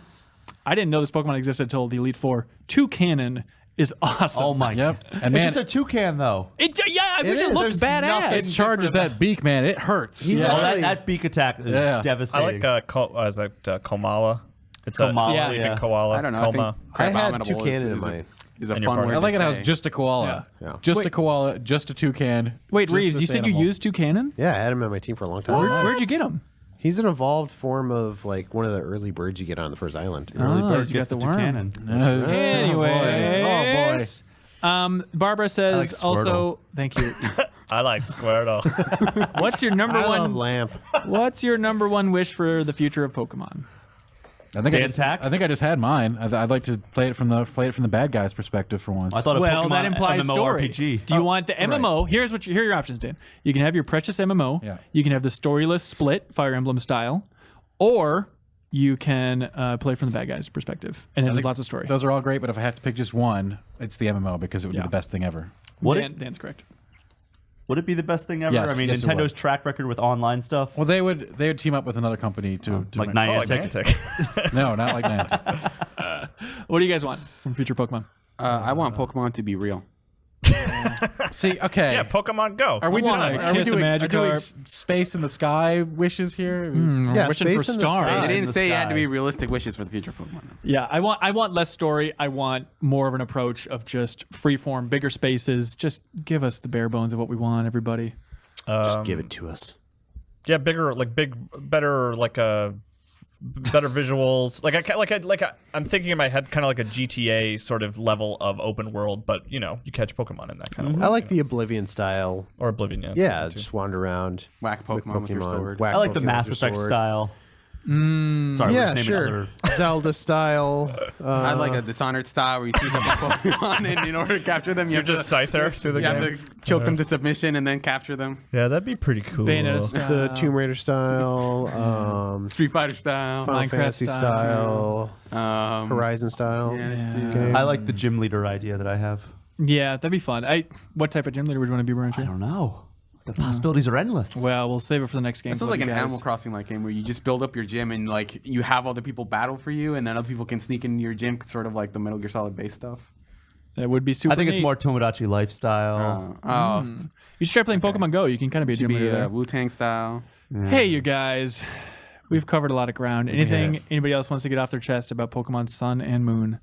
You guys need to. I need to trade an Oranguru for the Oranguru? Sun Monkey. I love that. What is the first one called? I forget what the. There's a great moment in this game where there's one just sitting by a mountain staring at this guy, and then he has his back to him. You go talk to the guy, and he's like, I feel like someone's staring into the back of my head. And it's just this monkey in the bushes staring at it. It's great. That's awesome. It's the coolest thing. I need to trade too.